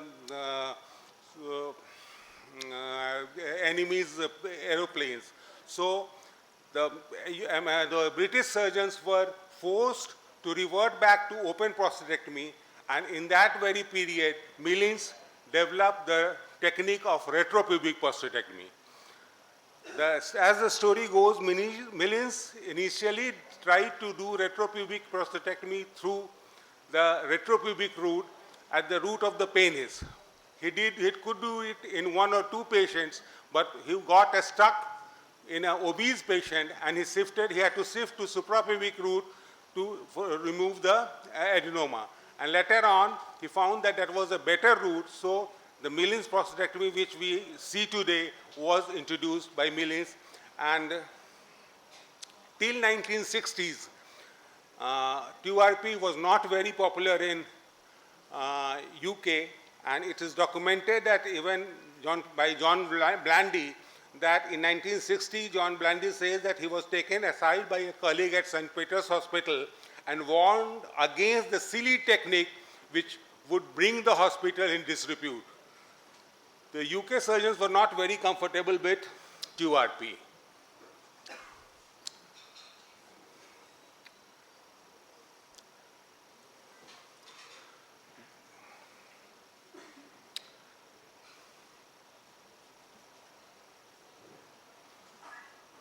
While these resectoscopes were being developed, there were certain procedures which was rather obsolete and later discarded. In initial phases, some physicians use castration for relief of the prostatic obstruction. Some use internal iliac artery to shrink their gland. Even intraprostatic injection of iodine was used by some clinicians. But which is coming back today, even by selective prostatic artery immobilization or intraprostatic injection of some botulinum and others. But these have been tried in past also. The major development in prostatic surgery came with the development of the endoscopes, and Bozzini in 1805 tried to invented some sort of instrument which is called like litter, and he has a device through which he could examine the internal organs of like urethra in female and in pharynx and ears. In Mac Nitze in 1876 used lens in form of miniature telescope in magnifying the image, and various inventors added some design to the catheterizing cystoscopes, and Elbran in 1896 invented a catheter with deflecting mechanism. But real boost in vision came with Hopkins rod lens system, in which the initial telescopes which were using air space between the lenses was replaced by rod lens system, and it substantially improved the vision, and miniaturization of endoscopes were feasible. And with this, the vision improved, and a simultaneous improvement in electric currents, and these procedures were become more safer. Initially, when TURP was done, it was done with direct eye. There were no indoor camera, and another instrument, that lecturoscope, was used for teaching purposes, where one of the end was attached to the telescope and the other end was given to the assistant to look into this while surgeon performed the surgery. But it was so inconvenient and it was not comfortable to use, so it never became popular. And the things which we do today is with Indovision, and we have lot to operate upon with do TURP with lot of confidence. When TURP for almost 5 decades has established itself as the gold standard for glands up to 60 to 70 grams, and which the boundaries later gradually extended to bigger glands, even 100, 150 grams process. Use of bipolar energy made the TURP further safer, but at the same time, it found that enucleation, which was used in the open prostatectomy, the surgeons gradually realized that the enucleation has a better long-term result than TURP. So, and effort was again made to go for enucleation, and transurethral enucleation was again advocated. So, by using holmium and bipolar energy. So, factors which influence management of prostatic diseases are that contributed was improvement in the endovision, improvement in the energy sources, drugs which has minimized, which has really shrinking the, which are so effective that gradually the indication of prostate surgery is coming down. We better understand the pathophysiology of LUTs, so unnecessarily are being postponed, and it's the inherent human desire to improve upon itself. So we look for alternatives, and we are still searching for better alternatives. So TURP is being challenged by various other energy sources like bipolar enucleation, green light laser, laser enucleation with thulium or helium, aquablation, prostatic artery embolization, prostatic lift, RISM, which some of our previous speaker had described, and only test of time will certify which one is better. But till date, TURP has stood the test of the time and is the most popular procedure for prostate surgery. So what we see for future, that absolute indication for prostate surgery are gradually shrinking with better availability of drugs. Most of the procedures can be, most of the patients with prostatic enlargement can be medically managed. And days are not far away when prostate could turn into a medically manageable disease. As we recollect, in our days when we were house surgeons, peptic ulcer was the most common surgery performed in surgical OTs. Cholecystectomy was not that popular because ultrasound was not there and it was very difficult to diagnose gallstones. Peptic ulcer surgery was the commonest, but now hardly we see any peptic ulcer surgery for acid-peptic disease. They are all managed medically. So maybe in near future, as the drugs are available, better drugs will come, and surgery could be reserved, and the surgical intervention may be reserved for managing the complications and non-responding cases only.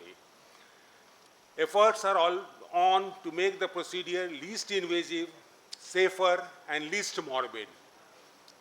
Minimally invasive surgery was transited. Even the enucleation performed by HOLEP and thulium are patient expertise are improving, and results are better, getting better day by day. But the success lies in proper selection of the procedure for the patient. surgery alone is not the panacea. Younger surgeons think that the surgery kar diya, kahani khatam, but sometimes the kahani starts with the surgery and the things goes on.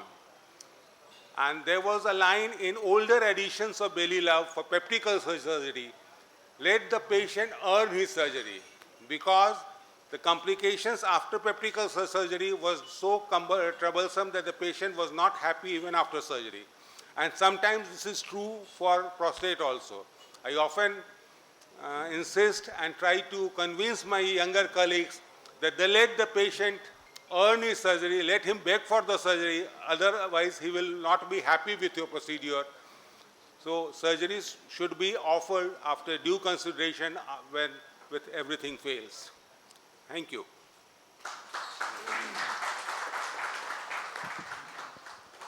Thank you, sir, for enlightening us. And we have seen so many instruments we have not seen at all. So they are so old, and sir is absolutely right. Now we are discussing surgery, means history of prostate surgery.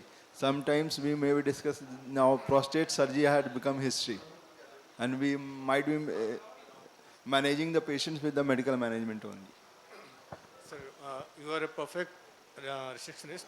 How frequently you do open surgery for the glands more than 100 gram now? With experience, the limitation which was for 60 to 70 grams of prostate for TURP in the early days has extended up to 150 grams. Even with monopolar TURP, with bipolar up to 150, 200 grams can be resected by good, if the resection speed is good, if you are, I would like to say that open surgery, properly performed suprapubic prostatectomy or retropubic prostatectomy, if properly performed, gives a better result than TURP for very big glands. Okay, sir. Morbidity may be slightly higher, there may be an incision, but overall, if you compare TURP for 200 gram prostate and open prostatectomy for 200 gram prostate, in long term, open prostatectomy performs better than TURP.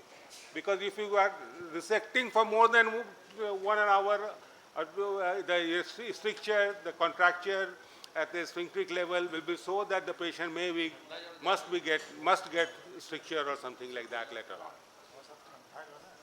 Thank you. Sir, what is your preferred way of doing open surgery? It is retropubic or intravesical? In institute, and I used to do retropubic, most of our residents have seen it, and it's good, but suprapubic also gives equally good result. There is no, some of the senior colleagues say, my senior colleagues say, okay, retropubic prostatectomy is a difficult way of doing a simpler thing. The approach to the pelvis is slightly difficult, so you have to properly select the patient that your pelvis is not very deep. You can assess the capsule and you can incise the capsule and stitch it properly. Any question from the house? Thank you. Yes. It's very, I'm very comfortable. I will tell you, I have done hundreds. So the only thing is, I will tell you that if your incision, transverse incision over the prostatic capsule, if it is nearer to the bladder neck, you will be more comfortable. If it is more down, you will be in more trouble. Or I have 240 gram was recently I operated a patient 240 gram. So it is a very good surgery, retropubic. I usually remove catheter on the 5th day, and we give a very small incision, transverse incision. So it's a fantastic, good surgery for a bigger gland.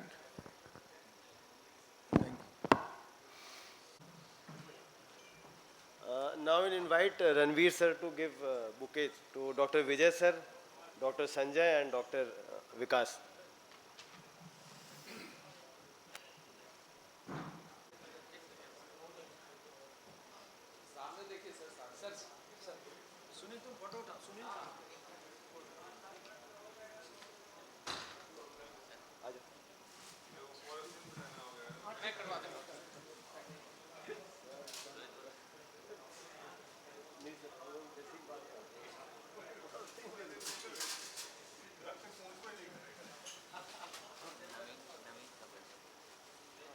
Dr. Naveen, please.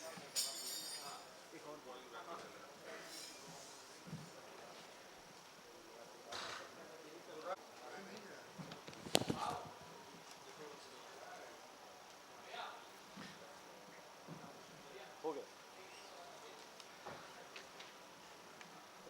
Now I will invite upon our President, Dr. Mahendra sir, who is also our past professor from Indira Gandhi Institute of Medical Science, to talk about the topic, that is what is the role of open surgery in the era of endoscopic surgery. And the chairpersons will be Dr. Malviya sir and Dr. Shadab.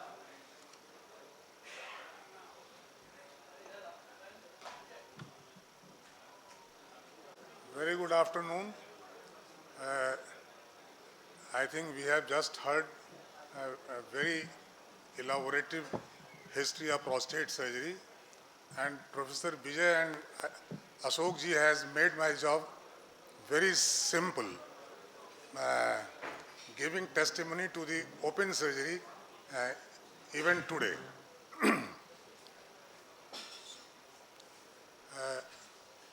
Actually, when Rohit asked me to speak role of open surgery in the current era of endoscopic surgery in a workshop where endoscopic enucleation is going to be demonstrated. So it is a difficult job, but I can tell you there is a role I will justify very soon.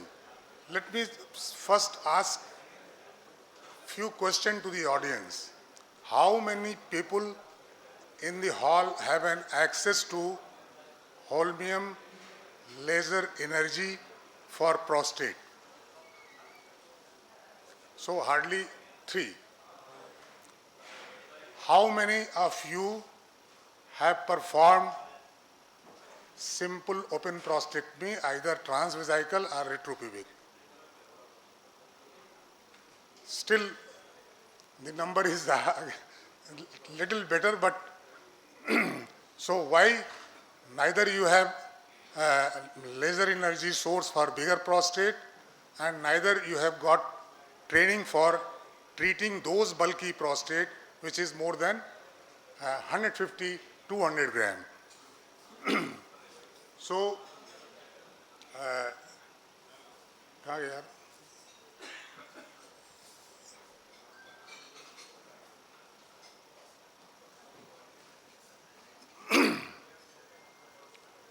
See, if you see the, before coming to the guideline, let me tell the Indian scenario is absolutely different from the Western world, American and European scenario. Their population, their per capita income, their health care system, they are all different. So we are in a habit of comparing everything with the Europeans and Americans. Actually, you can compare apple with orange. You cannot. So if I can ask, what is the population of USA? It is around 33 crore. Our population is 142. If you look at the population data, you will understand the amount of load this prostate can give on the healthcare delivery system. See, 50 plus population in India is around 32 crores, 30 crores. In United States, it is around, say, 14 crores, because their population demography is different. So, and if you see, out of these 30 crores approximation, 50% are male, and out of these 50% male, 15 crore male,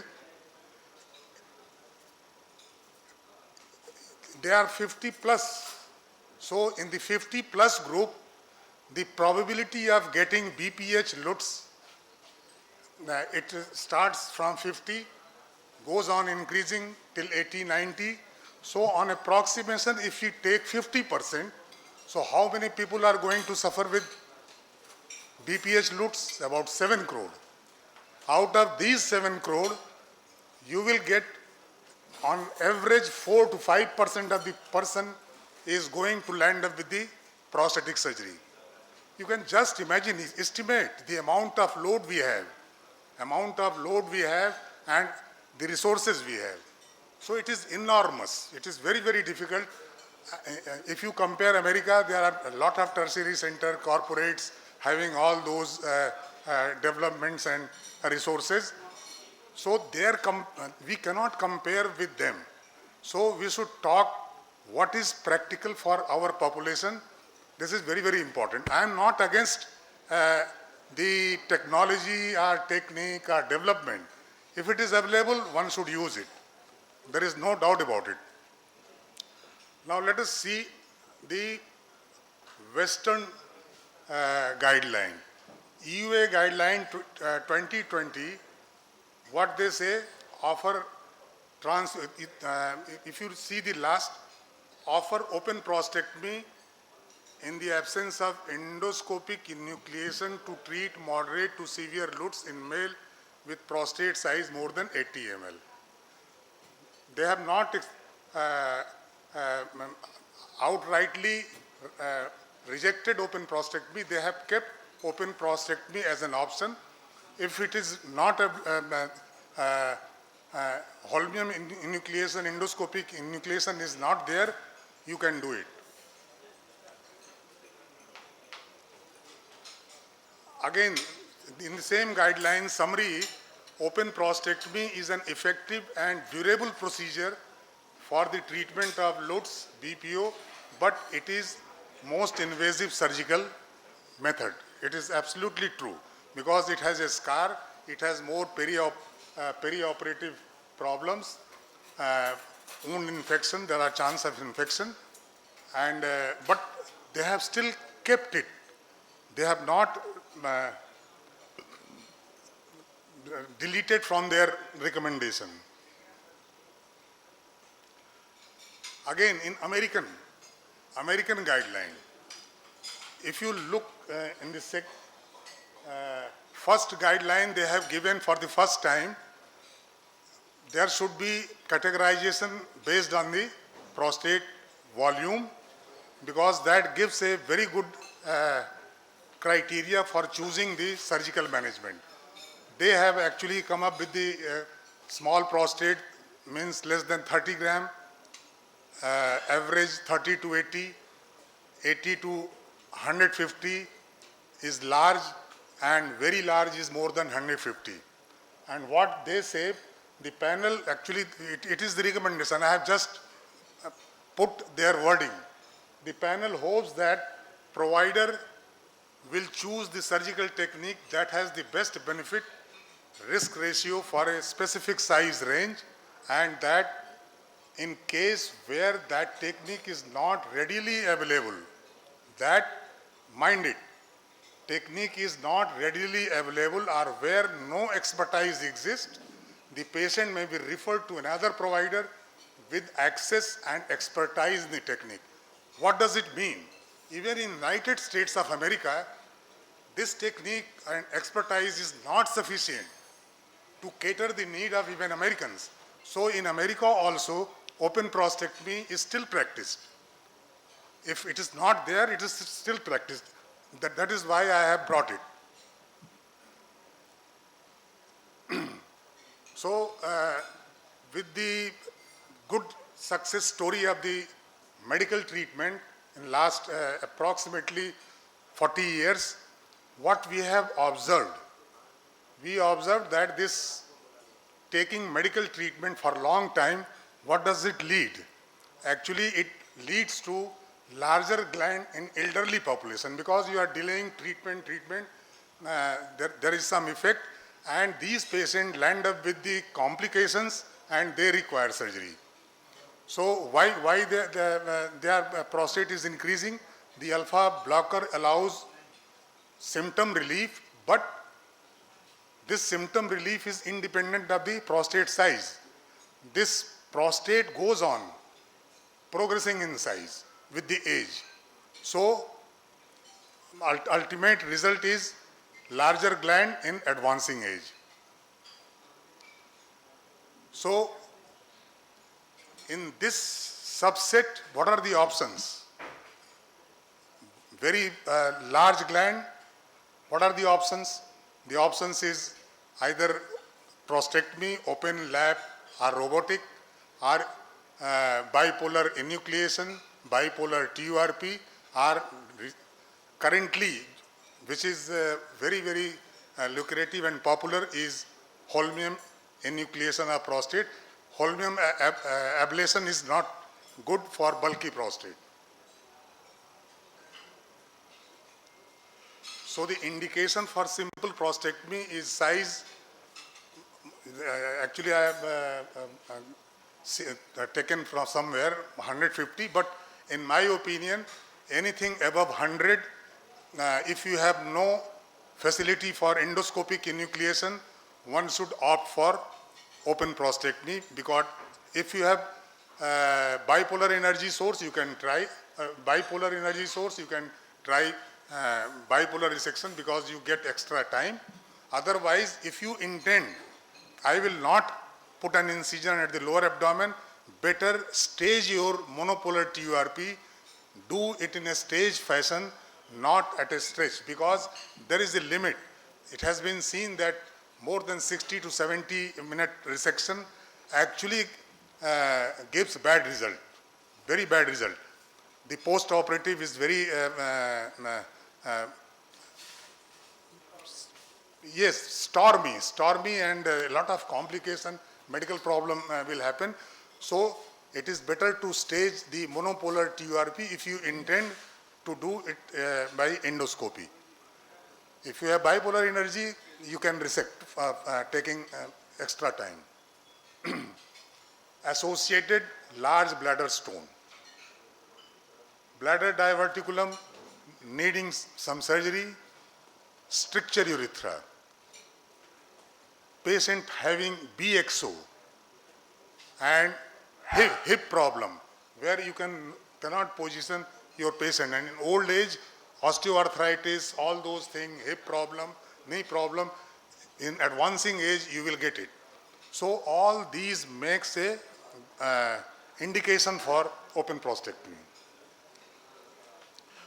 What are the advantages of open prostatectomy? Simple open prostatectomy, either transvesical Freyer's or Mellin's retropubic. Actually, simple open prostatectomy includes both.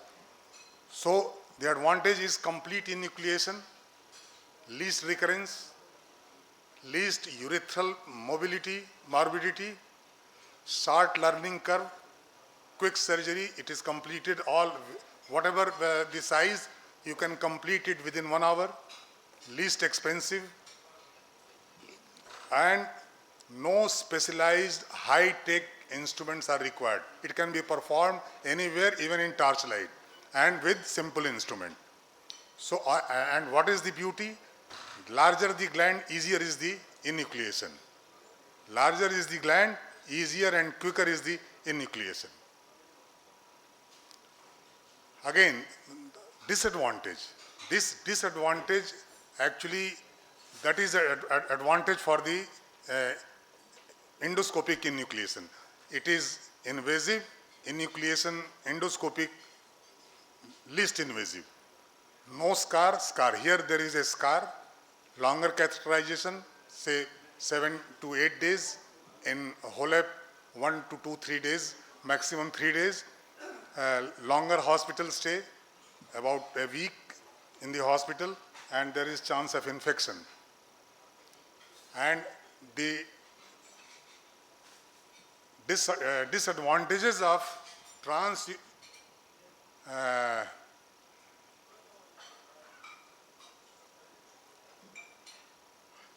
actually it is endoscopic enucleation of surgery.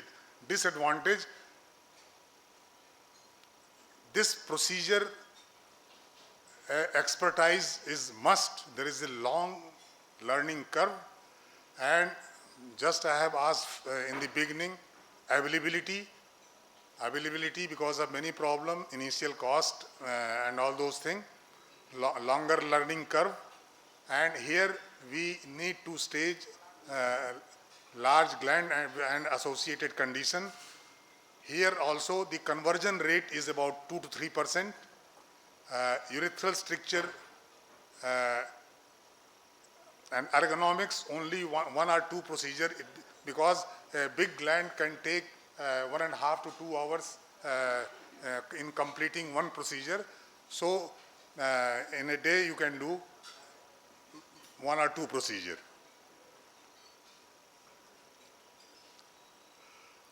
The problem with endoscopic surgery, where the problem starts, the incidence of urethral stricture, endoscopic surgery, here the difference is transurethral resection of prostate.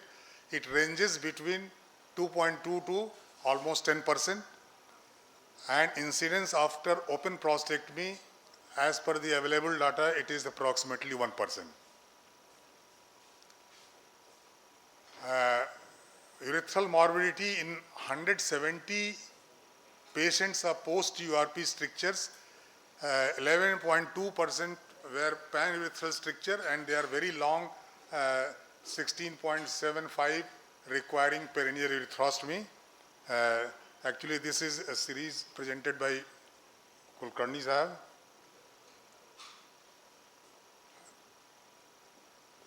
Penile necrosis, actually this is a very rare condition, hardly few cases reported. Device malfunction, this is true with the HOLEP.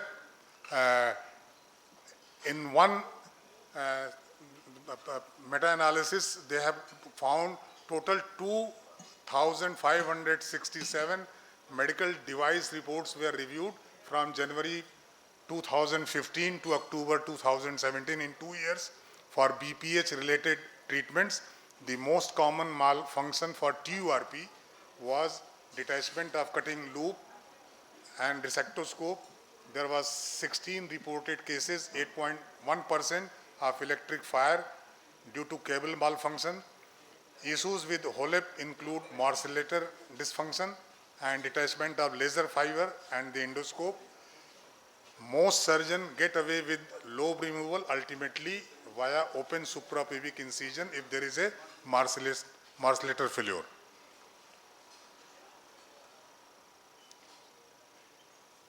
And for all endoscopic and lab surgery, ergonomics is very, very important. Actually, we are giving comfort to the patient at the same time taking pain for self. So this is very, very important. Everybody has to care for himself also. It is not always you will care for the society, for the patient, and you don't take care of yourself. It is your prime duty to take care of yourself. Nobody will going to take care of you.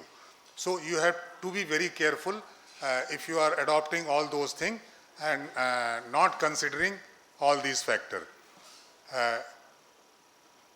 Of 121 complete response, 8460, 9% endourologists complained of musculoskeletal symptoms following TURP or laser prostatectomy. Most frequent reason for discomfort was neck, 64%, followed by back, shoulder, hand and elbow. 53% of endourologists reported using complementary strategies like ice, heat, stretching for relief of their symptoms, and non-steroidal anti-inflammatory agent drugs were used by 20%, muscle relaxant by 11%. So this is the price we are paying, giving service to the patient and society. Randomized trial of transvesical prostatectomy versus transurethral resection. Actually, there is a long-term result is much better with transvesical prostatectomy. If you look at the statistics, mid-term thick, but long-term open prostatectomy always score. There is a long-term result we have. Need for re-TURP. At 8 years, re-TURP rate after primary TURP was around 8.3%. the study was done in over 20,000 patients. Now, what is the paradox, oxymoron with the open prostatectomy?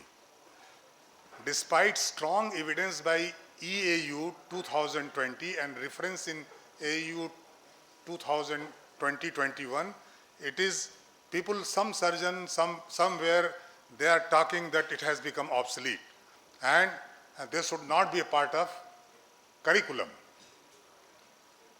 While it is very easily learned surgery with long track record, yet it is less appealing to the patient and neurologist. Why it is less appealing? Either we are not discussing with the patient in consent taking, informed consent taking, either we are not discussing thoroughly pros and cons of each and everything. We are actually in consenting also, there are some biases because of many factors, which I am not going to discuss right now. But in the informed consent also, there are a lot of biases. If you have thing of open prostatectomy, you will start promoting very good, very good. If you have HoLAP, you will start showing good thing for HoLAP. If you have open surgery, you will start stating, showing good result of open prostatectomy. So all these biases are there. This is least expensive. You can do with any general surgical instrument. In no hi-fi technology required, can be conducted in periphery, any place. Still, it is less lucrative, least expensive, but less lucrative. Dr. Vijay has just pointed out, those trained do not like to perform. Do not like to perform. They see, होता नहीं कि मतलब कि हम जो है हम endoscopy करने वाले हैं, हम ओपन कैसे कर दें, ठीक है? Those trained, they do not like to perform or demonstrate to the training neurologist. That is why it is drying art, and we should not allow this art to dry or die. This is very, very important considering our scenario, our workload, health care infrastructure, budget allocation by the government. If you see in Ayushman Bharat, the biggest insurance scheme the Indian government is running, you will not find any enucleation surgery. It is only open prostatectomy, monopolar TURP and bipolar TURP. These three surgery they have the place. If Ayushman Bharat, you cannot do any enucleation. So this is the situation. How can you say ki I will not do? You have to do TURP, monopolar, bipolar or open. So practicing in India and following American and European guidelines, this is again oxymoron. हम लोग रहते हैं भारत में, बात हमेशा करेंगे वहाँ की जिनका की socio-economic structure and all those things, they are all together different, see apart. So we cannot compare our situation with them. Surgical technique, any new surgical technique, Dr. Bhandarkar, if it comes, it faces a challenge. It faces a challenge, and the new technology need to address those challenges. Those technology which is existing beforehand, easily accessible, easily available. So it is true with any technique and technology which is coming in practice. They are confronted with the challenge, and they have to fight with the older thing, and it will go on till things are very common, available, easily available, practice being in practice everywhere. People will accept. But right now, this technology practice, actually there is a those who can afford, who can go from one center to other center, because all these things, they are centered in the big city with the corporates or good private sector. Even in the tertiary care hospitals in the government, they don't have holmium enucleation facility. What to talk of training? Tertiary care centers in government medical college and institutes, they don't have training facility for holmium. Am I correct, Dr. Bhandarkar? So right now, where we stand in medical college, in tertiary care center, the facility, training facility is not there. So it is very, very difficult to say that there is no role of open prostatectomy in current endoscopic era. That is not correct. And the most important thing again, while comparing two things, actually in all the literature, first good quality study, randomized study, controlled study, they are not possible, because you cannot blind a surgeon and a patient. You cannot blind a surgeon and a patient what they are, even with randomization, everybody knows what is going to happen. And moreover, the outcome reporting is based on the team they are performing. It is not patient direct reported outcome.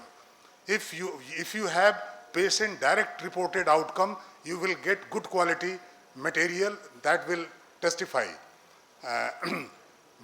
So there is a conflict of interest and risk of bias in everything. It is there and you cannot avoid. So, friends, I am not against any technology. Still, I think holmium enucleation or bipolar enucleation, if available and if you have expertise, certainly you go. Definitely, there is no harm. But if the facility and technology is not available, be prepared for open prostatectomy and learn open prostatectomy. Those who have not learned, they should learn it. Otherwise, you will be missing a lot of things, at least for many, many years to come in India. So those who are not exposed to Freyr's and Millin's prostatectomy, they should learn with the seniors they are performing. Otherwise, they will be losing their practice. So take home message is standard care for more than 100 gram cc prostate where EEP not available, good long-term result, less recurrence and less chance of stricture, deal with bladder stone and diverticulum. It is possible at even remote places, should be trained in should be retained in core curriculum of urological training in developing countries with poor health in healthcare infrastructure with low budgetary government budgetary allocation. So, friends, simple open prostatectomy is still relevant in the era of endoscopic enucleation. Thank you.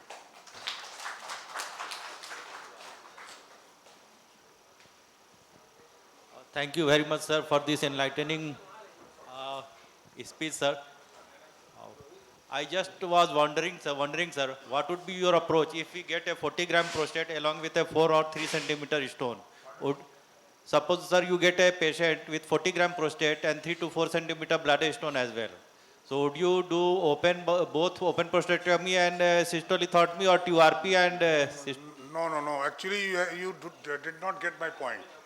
Open prostatectomy is now reserved for more than 100 gram of prostate. And that too, where you can get bladder stone, diverticulum, those are the condition, the complication. But for 40 gram, you can very well do monopolar or bipolar TURP and lithotripsy, CLT, cystolithotripsy. You can do it. together. Sir, we are very thankful for your clear speech. And the thing is that the message that the younger generation must learn the open surgery, because I remember words of my senior teacher that if you are not adept with the open surgery, any time you can land yourself in problem. That what happens. That is the most important thing for our country, which is mostly the people are poor.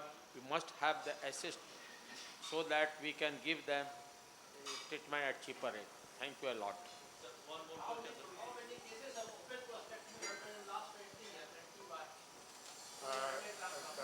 Open prostatectomy in last 20 years, तब भी हमको लगता है कि open prostatectomy 30-40 तो जरूर किए हैं. नहीं किए हैं, मैंने क्या बोला? मैं the bigger gland, I should not hesitate operating with the open surgery, either Millen's or Freer's. That is what my thing. I am doing TURP monopolar mostly monopolar, and my limit is 110 gram. I go on resect within 60-70 minutes. So limit is my limit for monopolar resection is 80 to 100 gram, not beyond that. Beyond that, if somebody is not accepting any scar in the lower abdomen after convincing, then I will stage it. I will stage it. That is what I told. If they are not accepting, you say once in one go it will not be there. Sir, another question, sir. Sir.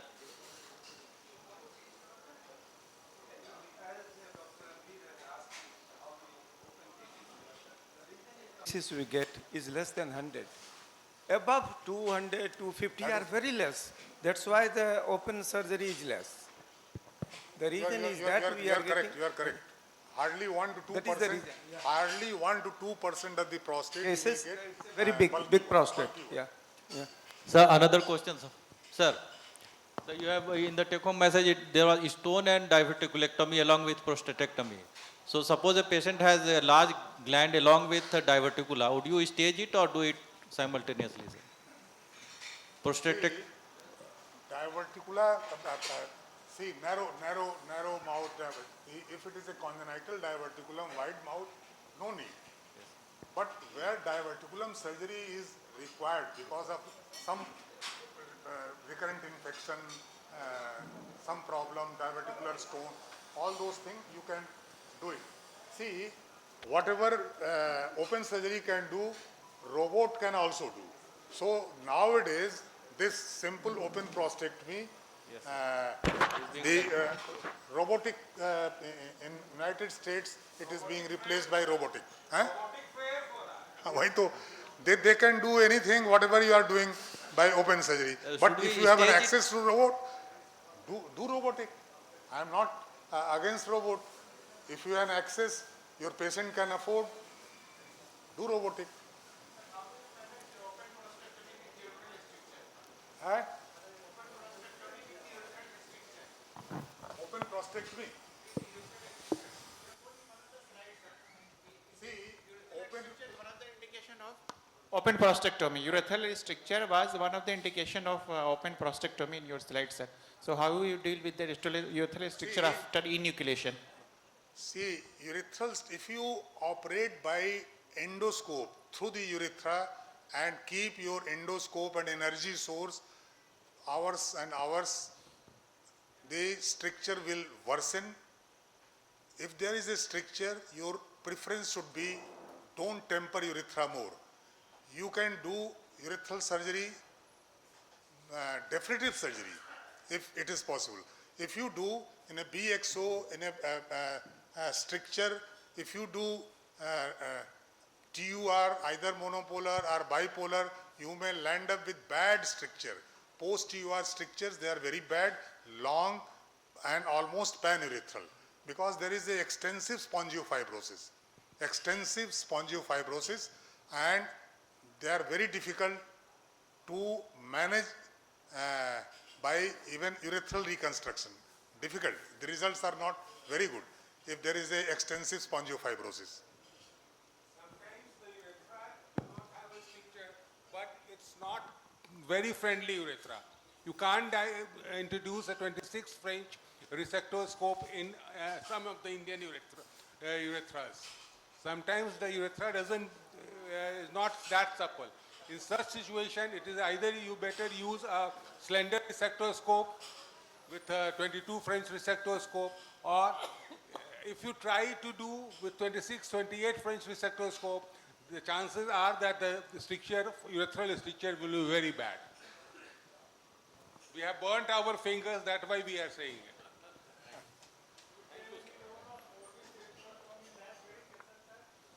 Is there any role of Otis erythrotomy in that very cases?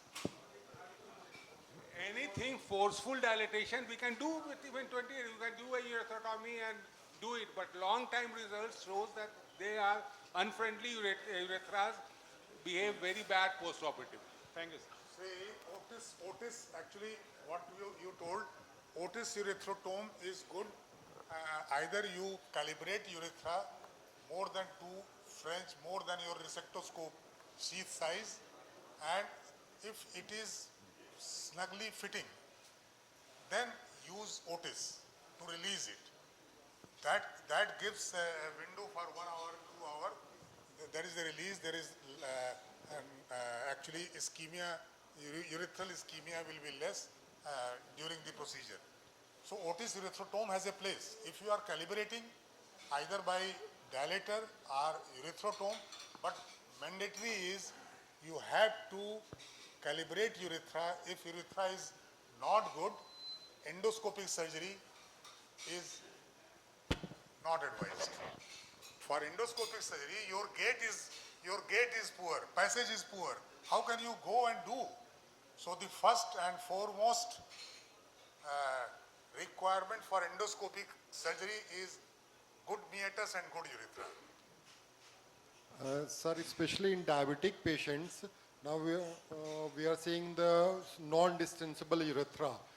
In last 2 to 3 years, what I have experienced, almost 30% of my TRP cases I am doing with the slender scope, but only the problem remains there. The loop size is such a small, if I'll try to cut above 60 gram of size of prostate, the time limit exceeds 1.5 hours, even with bipolar.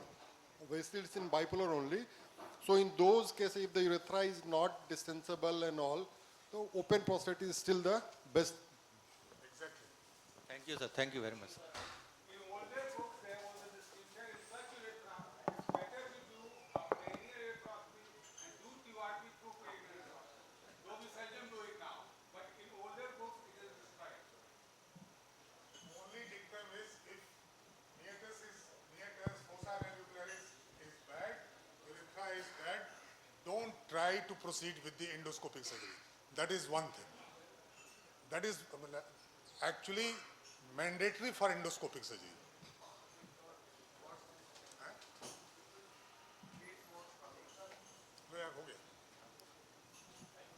Thank you very much, sir, for this very masterly discussion. Sir, we invite Ashok Singh talk sir on it. to give bouquet to our respected guests.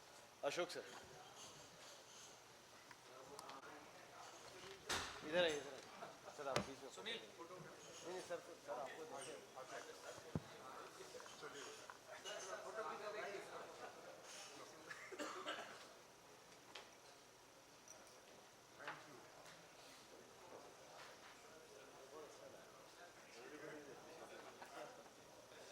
देखने में decent हाँ बहुत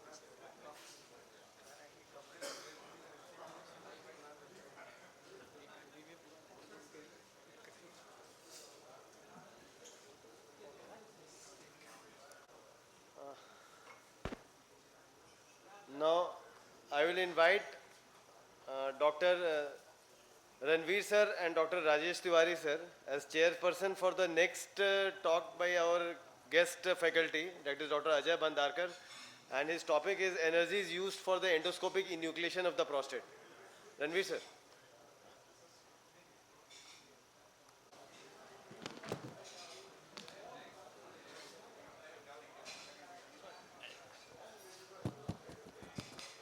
Hello. Yes. Good evening, everybody. We are fortunate to have one of the most senior consultant, urological consultant and faculty of Urological Society of India amongst us this evening to talk on various energy sources in prostate. And I have been given the task of introducing our faculty. Dr. Ajay Bhandarkar did his MCH from Manipal. He has also worked in MPH Nadiad. He has served in various capacity and served the Urological Society of India West Zone chapter and served as council member from 2022 to 24. He is at present serving as consultant urologist at Suzai Urology Hospital, Vadodara. And he has organized various social camps on behalf of Urological Society of India successfully at Vadodara. Thank you, sir, and welcome you again. Thank you, sir. Good evening, everyone. It's always a pleasure to visit Bihar. We recently, 5 months back, we were here and enjoyed the hospitality and the great successful conference the Bihar Urology Society conducted, UCCon 24. I was here, I think, 12 years back to demonstrate mini PCNL and talk about the mini PCNL. And even at that time also, my expertise was more of a endoscopic enucleation of the prostate, but I came here to demonstrate the mini PCNL also. It's always a pleasure, and I thank Bihar Urology Society for inviting me here. To tell about my experience of endoscopic enucleation, energies used, that I started using holmium 100-watt holmium YAG laser from 2002 onwards. So it's about 22 years I am using a holmium laser in my practice.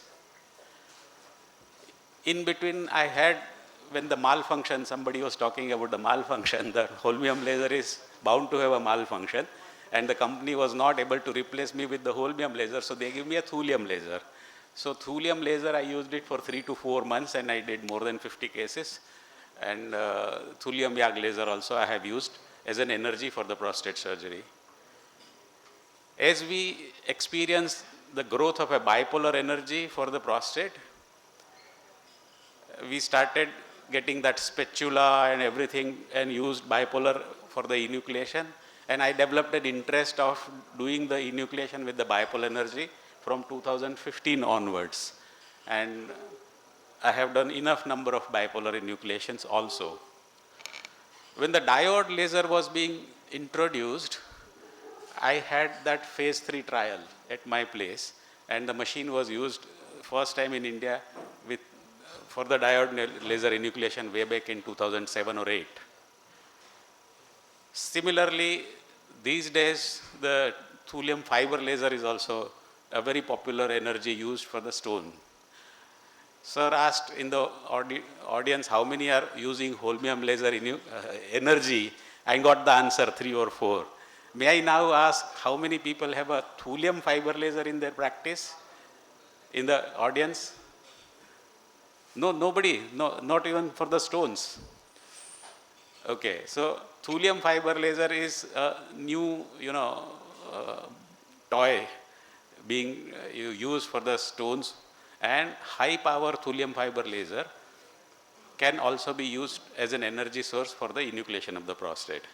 So I have several cases of, I have done the enucleation, and I will talk about it in my lecture.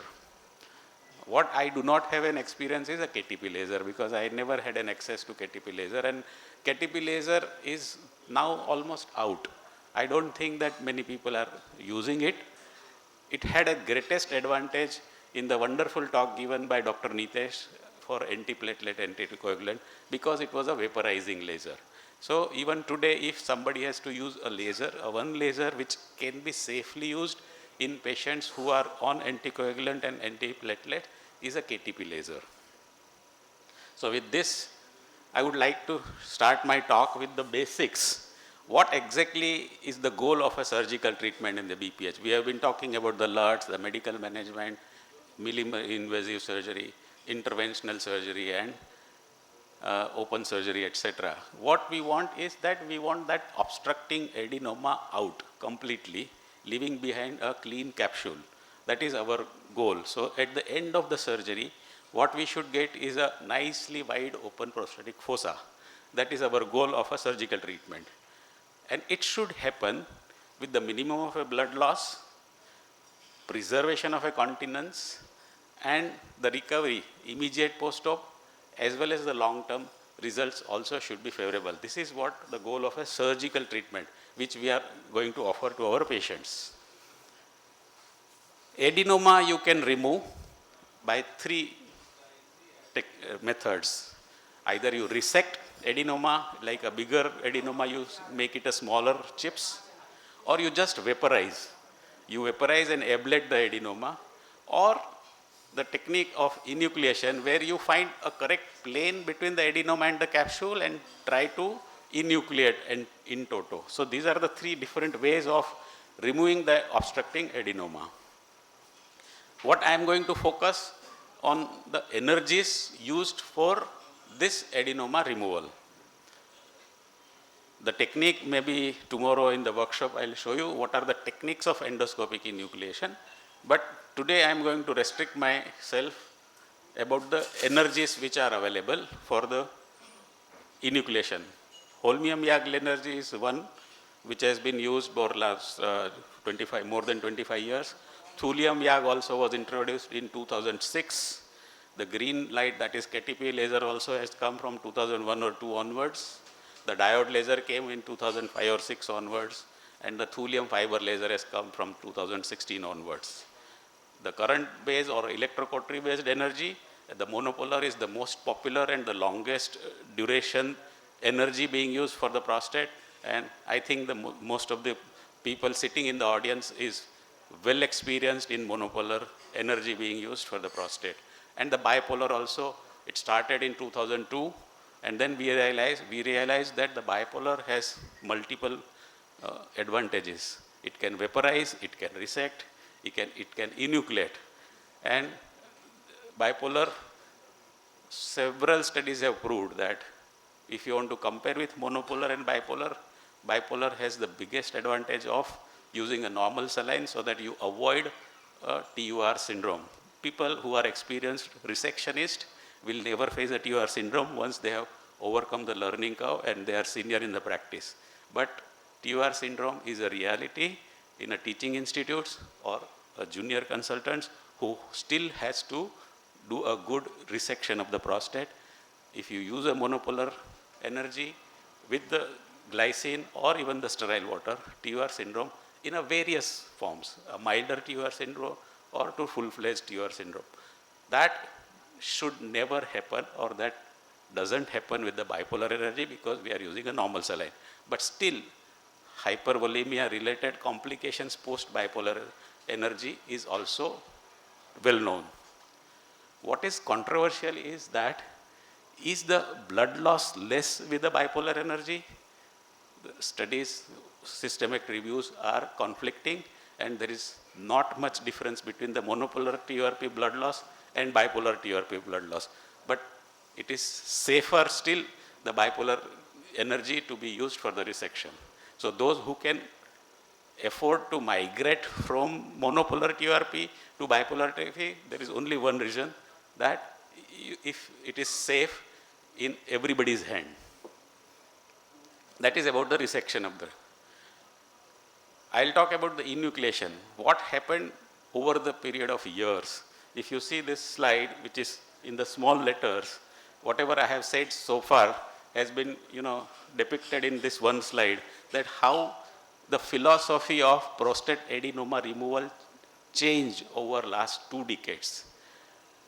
The enucleation of the prostate was first time done by a Japanese with a monopolar energy in 1983. And he published his experience in a Japanese journal. Hirakawa is the name, but he was using a spatula. He was using a spatula to find a plane between the prostate, adenoma and the capsule, and cauterize with the monopolar energy. His publication was limited to Japanese journal, nobody knew about it. Then he published in Journal of Urology in 1987. Again, because it was a monopolar energy and the sterile water being used, all ill effects of monopolar energy was always there in his study, so it never became popular. Then came the era of lasers. The lasers, if the senior sitting here, first laser which was used was Nd:YAG laser. I was doing my MCH in Manipal, and the guy who invented the Nd:YAG laser was visiting our department, and he was proudly saying that what all, fibers, side firing fibers, this, that, we just move the laser fiber in the prostate and prostate evaporates. And we were all excited. But soon we realized that Nd:YAG laser is not a good laser for the prostate because the depth of penetration was more than 10 millimeter, that is 1 centimeter. So Nd:YAG laser was mainly a coagulating laser rather than cutting laser, and the depth of energy was more than expected. So a lot of complication occurred of dysuria, removal of the prostate was not adequate. So soon it became, the laser word got a bad name because of the Nd:YAG laser.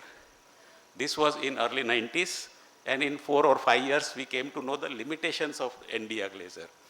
And then came the holmium laser. Because Nd:YAG laser was an ablative laser, the Peter Gilling, who invented holmium YAG laser, also started ablating the prostate because they thought that the ablating is the safest way. Resection was good always. So they wanted to find an easier way of dealing with the prostate. So ablation of prostate was introduced. Ablation with the holmium was again not satisfactory. It was slightly better than the Nd:YAG. So they realized that this is not the way the prostate adenoma to be treated. So in 1997-98, they found a plane between adenoma and the capsule, and the holmium YAG energy is the best energy to coagulate as well as, remove the prostate adenoma by enucleation. And their initial case presentation, if anybody has read in the literature, was only 18 cases. 18 cases of holmium laser enucleation published in Journal of Urology in 1997. Soon they gained an experience of 120 cases, and by that time they had invented a morcellator also. So what happened, that they found a right plane between the adenoma and the capsule, the big chunk of adenoma was removed, and it was morcellated successfully. Unfortunately, all these things happened where? In the New Zealand, neither in Europe nor in America. So people were started taking it a pinch of salt, that whether somebody can repeat the same operation everywhere in the world. James Lingaman was the one from America, Indianapolis, who visited Peter Gilling in New Zealand and adopted holmium laser of enucleation. Similarly, Mustafa Ali Hilali also from Canada visited Peter Gilling, adopted holmium laser enucleation. But the skill required to find a correct plane between adenoma and the capsule was really very high. At the same time, the KTP laser was introduced. Skill required was very low. You just go into the prostate fossa, remove, wipe the laser fiber here and there, and it was 10 times superior than Nd:YAG laser, which was done in 90s. So it became very popular. Americans started adopting KTP laser faster than the holmium YAG laser. So holmium YAG laser for the enucleation of the prostate never became very popular in America. And then slowly the Kunz, if you see the Kunz from Germany adopted HOLEP in 2002 and published his experience, but still took more time for the people to accept that holmium laser enucleation of the prostate is better than TURP. और वो अपनी रामायण की सीता का हाल हो गया. इतनी अग्नि परीक्षा देने के बाद 25 साल के बाद so many randomized studies, so many systemic reviews, so many meta-analysis, holmium laser enucleation is still being criticized despite it has proved its superiority over a TURP in multiple studies. And now, how many holmium laser machines are there in India? More than 150. In India, when 2002 I bought the machine, I was the third person in 2002.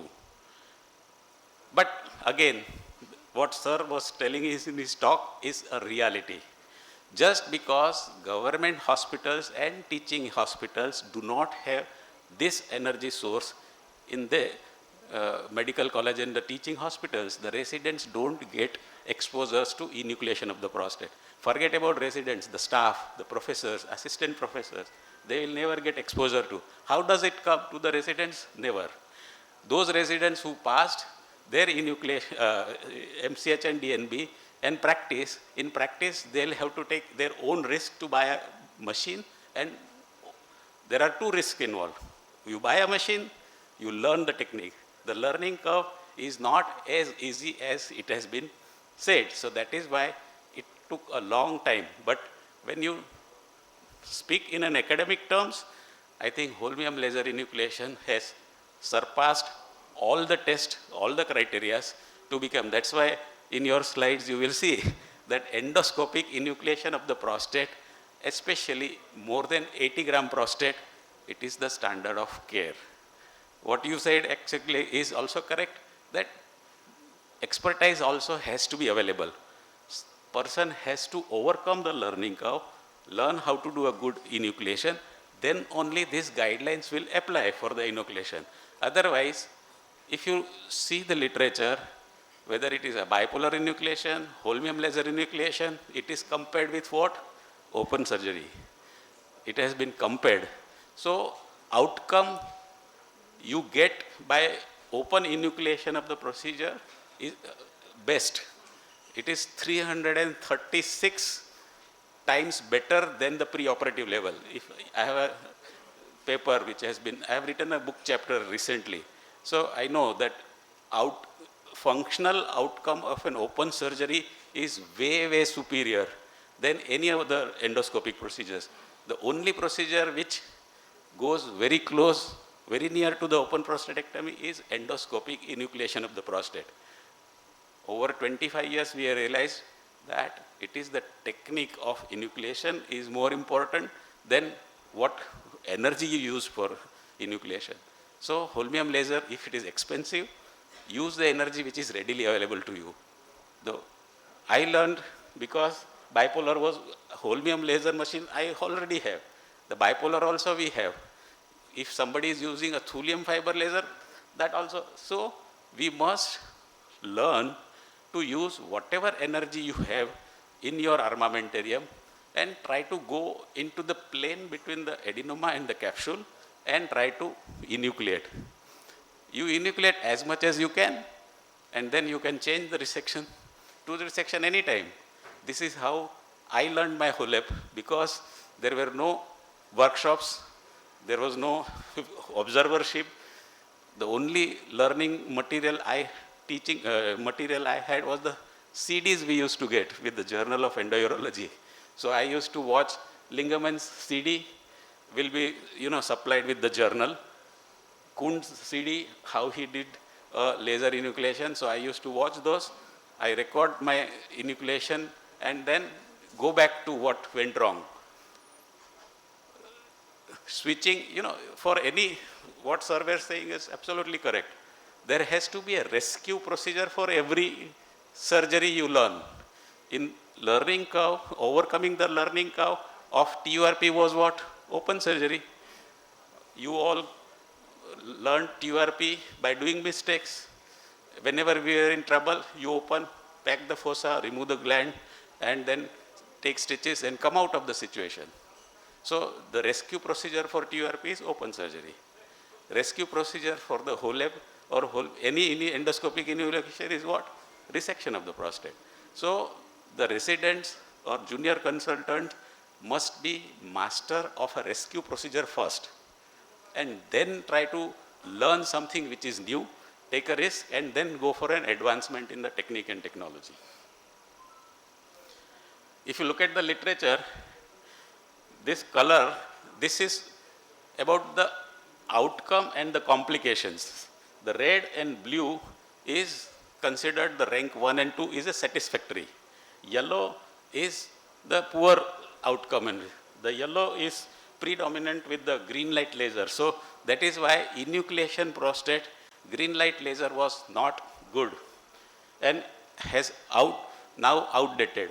The holmium laser also is inferior to the diode and the thulium YAG laser here. The last one is the thulium YAG laser, first one. But the number of studies of diode laser were minimum. And the number of studies for the holmium laser enucleation were maximum. So that is why this outcome or acceptability by a consultant of an energy source for the enucleation of the prostate is now restricted to two energy sources, holmium laser and a thulium YAG laser. So they are more or less comparable or competitive. This is a very important slide. All of you must pay attention. It is a very busy slide. Maybe the screen doesn't give you clear words. I don't know from here. I can't read it properly. So I'll read it from here. Thulium fiber laser is introduced in last 7 to 8 years. Before that, the holmium and thulium YAG laser. What is the laser? It is a crystal of some crystal which is stimulated and it throws a light. So there is a crystal which when stimulated emits a light.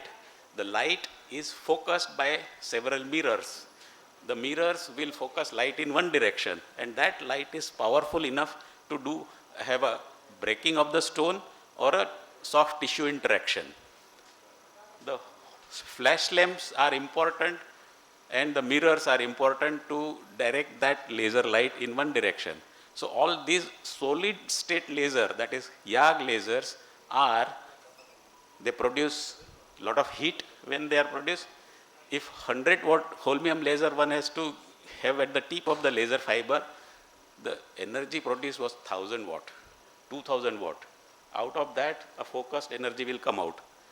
So what will happen? A lot of heat production.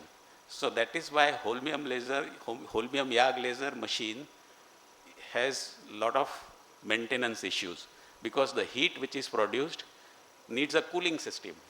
The holmium YAG machines had a air cooler. Both the machines has a compressor like an AC. You need an AC compressor or a coolant material to keep the machine cool. Despite that, the heat generation will be high and it is surrounded by the electronics. There will be electronic boards and everything. So holmium laser needs a high maintenance. Similar thing is not there in a thulium fiber laser. Thulium fiber laser is small diodes. It's a fiber which is coated by a thulium ions. So the heat production in thulium fiber laser is very minimal. So it can be managed with a small fan or good ventilation. When the machine is not producing heat, the size of the machine is also smaller. The thulium fiber laser is small, it is portable. You can pick it up from the trolley and take it to one OR to another OR. Whereas all these YAG lasers, they are bulky machines. They are on the pedal. You have to take them to one OR to another OR. Forget about the portability outside the hospital. Most important thing is that water absorption efficiency. If the efficiency of the water absorption of a holmium YAG laser is 1, thulium YAG laser is 2. So that is twice better absorbed by the water. The prostate and the tissue, soft tissue is mainly water. So technicality wise, the efficiency wise, thulium YAG laser is twice better than the holmium YAG laser. And thulium fiber laser is 4 times better than the holmium YAG laser. So the water absorption of a thulium fiber laser is 4 times better than the holmium YAG laser. So when you look at the specifications and the properties of the laser, holmium YAG laser doesn't come at number 1. Number 1 is thulium fiber laser, number 2 is thulium YAG laser, and number 3 is holmium YAG laser. But the experience of a holmium YAG laser is more than 25 years. The cutting property of a thulium YAG laser or a thulium fiber laser is almost similar because of the high water efficiency. So it works like a knife. When you touch the tissue, it cuts like a knife. Holmium YAG laser, when you touch, it cuts like a knife, not exactly a smooth knife. Karbat hote hai na, karbat kya bolte hai? It's like a saw.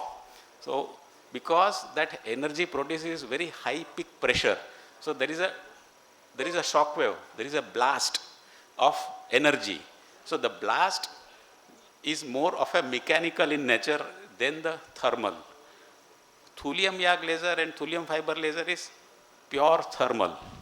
So pure thermal has a better cutting property and supposed to be a better coagulating property. Whereas holmium YAG laser is photothermal as well as mechanical. So it has a good cutting property, a good hemostatic property, but not as good as thulium YAG laser or thulium fiber laser. Advantages and disadvantages are both. Holmium YAG energy, because there is a blast occurring, so it separates the plane better than the thulium YAG laser. Thulium is a knife. This is a mechanical plus photothermal. So if you are in a correct plane, the tissue separation is much better than the thulium YAG laser. So holmium has an advantage of enucleating the adenoma in a most anatomical way. If you read Peter Gilling, who invented the holmium YAG laser, he has explained it very nicely. What he says is that what is anatomical endoscopic enucleation of the prostate is that you remove the adenoma completely in a proper plane between the adenoma and the capsule. Whereas a very sharp, very efficient laser like a thulium does not do that. It is like a knife. So wherever you touch, it will cut. So it is more of a debulking of an adenoma. Wherever you find that this is a plane, you cut and it will get cut. Like a TURP. When you do a TURP, you keep cutting because it is sharp cut. So you think that this is my level. I have reached capsule, you stop there. But still some adenoma is attached to the capsule. Similar thing happens with the thulium YAG laser. You keep enucleating, you cut through the adenoma, so you keep some adenoma attached to the capsule. So chances of incomplete enucleation with the thulium YAG laser is higher than the holmium YAG laser. But the advantage again goes with the thulium YAG laser because it cuts nicely, the learning curve is short. If you have an experience of a good TURP, you know where the plane is. Similarly, if you cut through the adenoma, you do not go very close to the capsule. So capsule viability, capsule perforation going in a different plane is not very common with a thulium YAG laser because you can cut and come back to the plane which you want to. In holmium YAG laser, why learning curve is very steep is to remain in the correct plane always is very difficult. And that you learn after 40, 50 or 100 cases, not within 10 or 15 cases. So you should have a patience of doing a good holmium laser enucleation prostate. Give time at least 50 cases. But those 50 cases not at the gap of several weeks. If you do one HOLEP today and another HOLEP after 15 days, you are relearning the same thing. So the best way to learn HOLEP is within a short period of time, you do 4, 5, 10 cases. So you will get to know the energy, you will get to know the plane, and your learning curve will be shorter. So the time gap between the two cases is also very important. So whatever I said is showed in here. This is the just technicalities. There are studies in the literature, the depth of penetration. Now the beauty is, holmium YAG laser, somebody said it is 4 millimeter. Now people have realized 25 years back, the depth of penetration with the holmium YAG is 4 millimeter. Nobody tried to verify it for so many years. And then there were studies that the holmium YAG laser depth of penetration may be more than 4 millimeter. But all these things doesn't matter. I'll show you the video.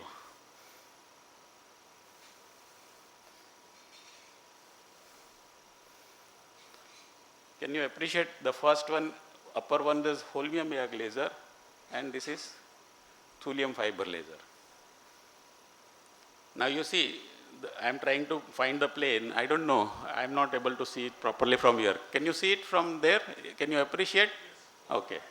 So the plane created between the adenoma and the capsule is almost bloodless in holmium YAG laser because it blasts and separates the tissue. Here, the downward is thulium fiber laser. It cuts like a knife. So it is known as a contact laser. The thulium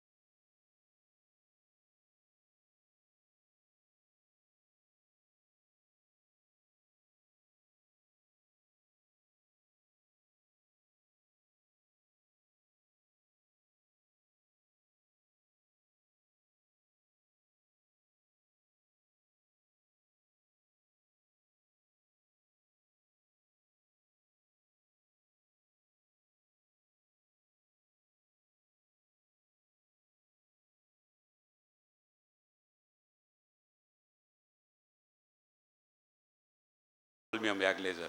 So when you see or evaluate your patients at the end of 6 months or a year, outcomes are same. Whether you do a bipolar enucleation, Holmium laser enucleation, even a thulium laser. So at the end of 1 year, every study, every article said the same thing, that functional outcomes of all enucleations are same. And this is what in this publication in 2021, in the systemic review again, they compared every type of enucleation, and this is IPSS and this QMX at the end of 12 months were similar. So if you are doing a good enucleation of the prostate, outcomes are, long-term outcomes are better than the TURP, and they all enucleation have a similar outcome. Again, same similar publication. So what is more important is to learn a proper technique, have a patience to overcome the learning curve. Definitely the outcomes are better, especially in more than 80 to 100 gram prostate enucleation. Now, to get that better outcome in more than 80 to 100 gram of prostate, which everybody we have an experience that in our practice hardly 10% patients will have more than 80 gram prostate. Most of our Indian prostates are between 40 and 60 grams or maybe 30-35 grams. So what do? We keep doing a resection for 30-40 and enucleation for the 80-100. Your experience will not be that great. So one of the reasons for adopting enucleation for all size of the prostate is not a bad idea. If my outcome for a 40 gram prostate with the enucleation is as good as a TURP or a better than TURP, why should I do a TURP? So the explanation for not doing a TURP when you have overcome the learning of endoscopic enucleation is this, that the more enucleations you do, the outcomes and complications of any procedure will be less. So you have to do it enucleation for a 35 or a 40 gram prostate. Then only your outcome for a 100 or a 150 gram of prostate will be much better, because your experience of enucleation is better. So to justify a good enucleation of the prostate, only two things are necessary: a good training, good mentor, and patience. That's it. The future expectation from the energy is going to be the same. So in my conclusion of my talk, I will say that if you go through the literature, there is no convincing data that this laser is superior or this energy is superior. At the end, everything is good with the technique. And whatever limitations of that energy is there, you can compensate with a good technique. The limitation of a bipolar enucleation is there because the corona is going to violate the capsule. So you, in your technique, you stay away from the capsule compared to the Holmium-Yag laser. Holmium-Yag laser, you can go more near to the capsule. So all these things are to be kept in mind. TFL, theoretically, it has an advantage. Practical, I do not have much experience, so I cannot say anything. But the most important thing of TFL is that it is a smaller machine. It is a portable energy. It is a low-cost machine, low maintenance machine, because it doesn't have a cooling, it doesn't have a compressor. It is, and people, those who are using the TFL, they have no maintenance contract needed. The machine has never needed any maintenance. Holmium-Yag laser, the cost of my maintenance is 5 lakhs a year, which includes everything. So these are additional factors for a Holmium energy like a Holmium-Yag laser we have to keep in mind. But one thing is sure, that whatever energy excess you have now, you stick to that energy. Master that energy, master the enucleation rather than bothering about the energy. Thank you.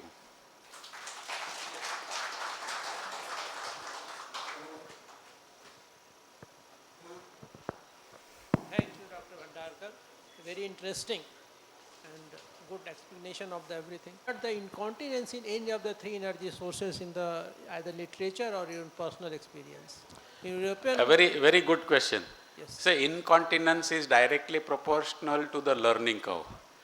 All my initial learning curve cases, I still remember who all my patients are incontinent for more than 12 months, because they kept coming and I had to counsel them. So the rate is very high as 30 to 40% in your first 50 cases. So That is why the learning curve. See, you cannot kill a patient by doing a bad procedure, for sure, because none of the mortality after TURP is less than 1%. The mortality after, so you are not going to kill your patient by doing a bad procedure, but what all of us are afraid is that incontinence. So what you have to learn is a good technique. You know the good morphology of the prostate. You know, you should know the lysosphincter. The concept of lysosphincter is very beautiful.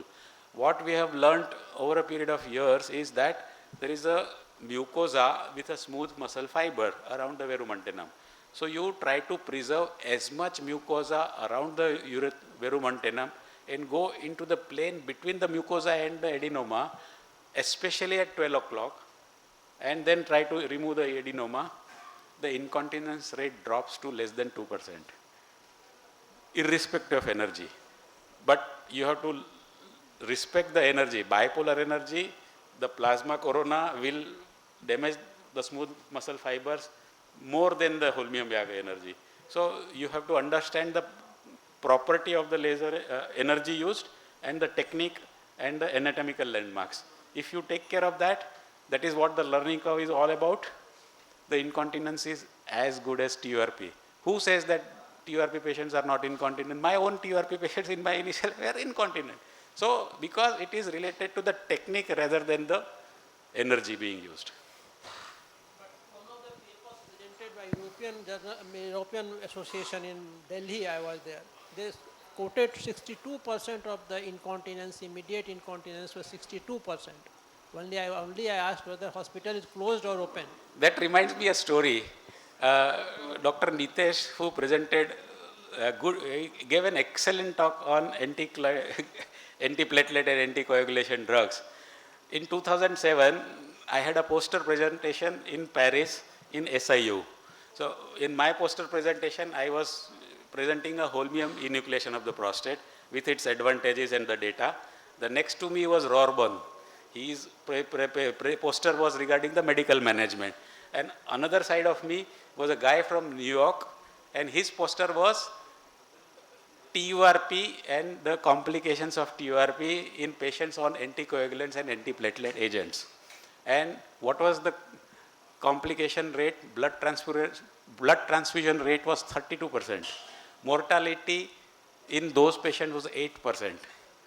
And he was blasted like anything by Rorbon that in between us there is an Indian guy who is doing a HOLEP. Why can't you offer a HOLEP for those patients? Do a high risk TURPs for this guy. So every center, every person will have a different statistics. So I don't think that anybody will have more than 8 to 10% mortality in TURP and anticoagulants or So every center, every study will have a different data. But the incontinence is a reality for the learning curve only. And even today, my patients are incontinent for 2 weeks maximum. Because you have done a good enucleation, there is a wide open fossa, you manipulate the tissue retrogradely, try to enucleate from the verumontanum towards bladder neck. So a lot of stretching of the muscle fibers happen.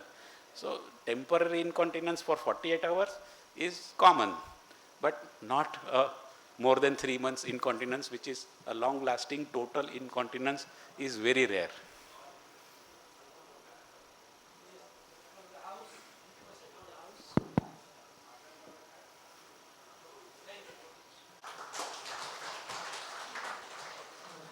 एक minute sir. Now I invite Dr. Amitabh Sinha to present Momento to our speakers and chairperson.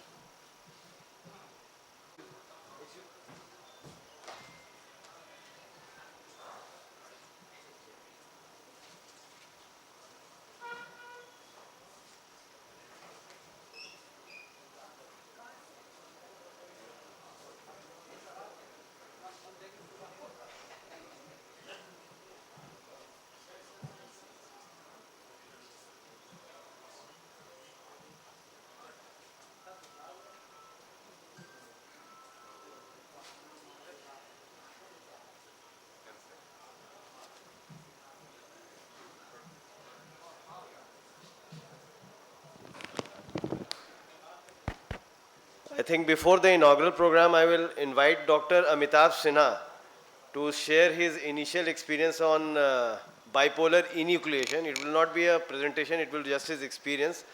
And chairperson will be Dr. Amit and Dr. Anshuman Ashu.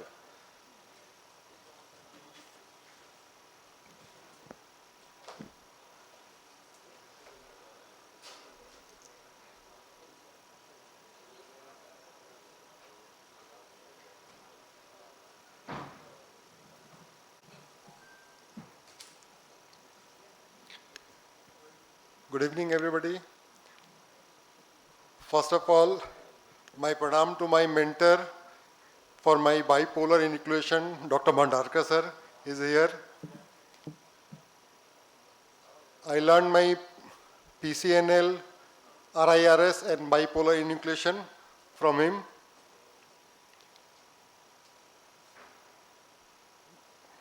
The day he taught me bipolar enucleation, he told me one thing, like this. First, patient counseling. Because in bipolar enucleation, what is different with the HOLEP? In bipolar enucleation, we do more of mechanical job. But in HOLEP or THULEP, we make the plane, we continue with the laser source, laser energy. But once we achieve a plane in bipolar, we keep moving with the mechanical force. But that leads to higher percentage of stress urinary incontinence. So as sir said, he gets 2 to 3% of incontinence for few days. But in bipolar enucleation, in my case, I usually get almost 20% stress urinary incontinence for first few weeks, say 3 to 4 weeks. So I have to select the case. In our scenario, if the patient has got 120 plus prostate size, by the time he comes to us, his bladder is very high capacity with low tone. So already there is muscular weakness, and over and above, if I cause stress urinary incontinence, so he is going to get a lot of time to recover from it. So patient selection and counseling is very important, very first thing. Second, bipolar enucleation, as it is said, that is poor man's HOLEP. When sir taught me bipolar enucleation, that time he was doing bipolar, we leave the prostate intact initially at bladder neck. And then we used to cut it because now it becomes avascular and you can take higher chips, multiple nervous chips without any bleeding. Later on, sir shifted to, he used to free bladder neck, but let the adenoma attached at the veru. Then he said, no, if you want the best outcome, you have to enucleate like HOLEP, push everything inside the bladder and morcellate. But once we start using morcellator, then its poor man's job becomes rich man. So I still continuing with the adenoma being attached at veru or at bladder neck.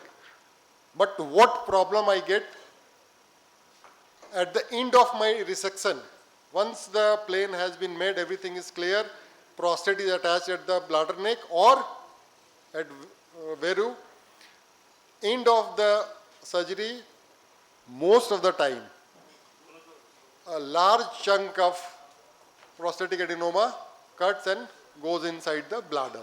So I have to re-resect inside the bladder because that chunk is not going to come out.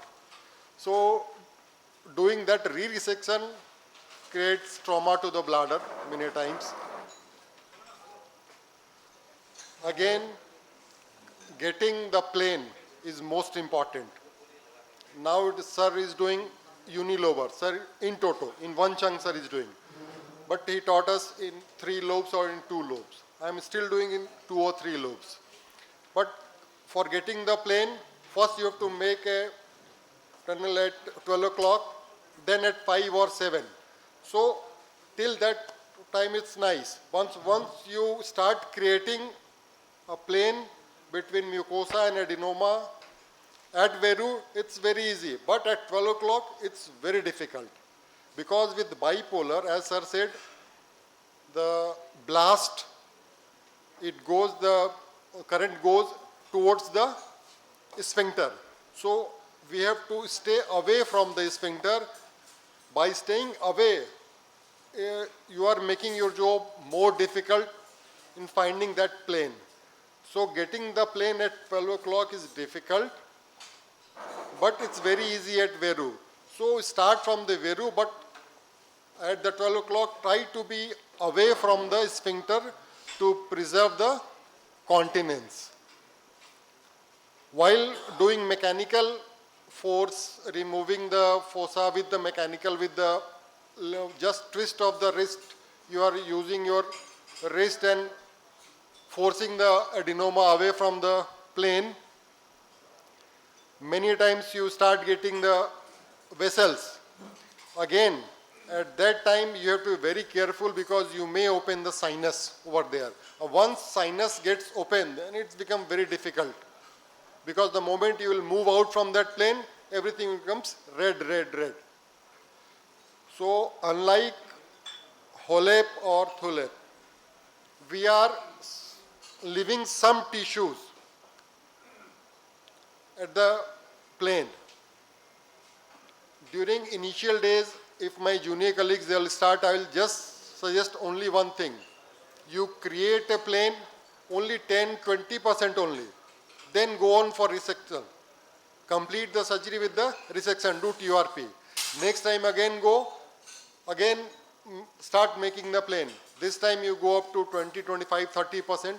But with this gradual thing, you one fine day after doing 20 to 30 cases, you will start completing the whole case with the bipolar enucleation. This is all because I was not prepared. Right now, Dr. Rohit said me you have to say something about the bipolar enucleation. So anybody wants to ask anything? Welcome. Sir, what electrocautery machine are you using for this? Which machine you are using which? See, don't go by the company. I'm using Autocon. Okay, no, but I just wanted to know is, sir also would tell this, is the bipolar energy from one machine is same as the plasma kinetics generated on the Olympus machine? Are the two energy the same for bipolar enucleation or are these two different things? I have worked on Olympus and Storch both, they are same. But if you are going for any third Indian machine where we use two different wires, in those cases your manipulation becomes difficult. Because in bipolar enucleation you have to move your wrist and in the those wires get entangled. Yeah. Otherwise Olympus and Storch same. No, technology wise are the two same or they are different technology also, sir? Absolutely same. Good question. You asked because, if you have read, Storch bipolar is a real bipolar because the current jumps between the two loops. So that's why the current has a smallest path to jump from one place to another place. Olympus bipolar is a quasi-bipolar where the current jumps through the sheath and it passes through the urethra. So this is the difference of return current between these two machines. Otherwise the effect is same. So people used to fear with the bipolar, with the quasi-bipolar, that when the current is passing through the sheath to this thing, there will be a lot of burning, heat generation and urethral stricture incidence. And people were discouraging use of bipolar and that kind of a bipolar. But the literature has proved, my own experience has proved that current passing through the sheath or the loop doesn't make any difference. The stricture is purely because of the inappropriate size of the instrument and not the current passing. Thank you, sir.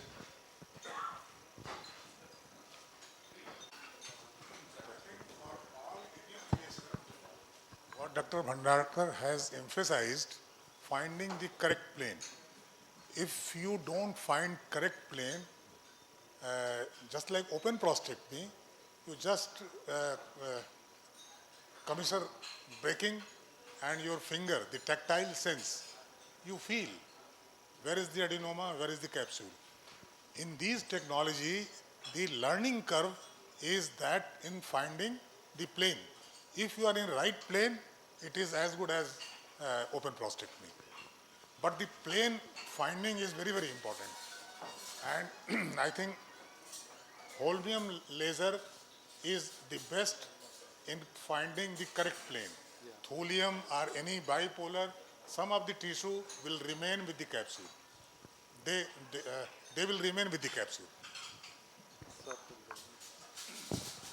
सब अभी बता दूंगा तो कल क्या बोलेंगे. But what you are saying is absolutely correct. See, finding a proper plane is easier said than done. And all prostates are not same. Some of the prostates, adenoma are so juicy that just they will peel off and come out or come off from the capsule easily, and you feel that you are a master of a enucleation. Some of the prostates are so sticky, chronic prostatitis, multinodular.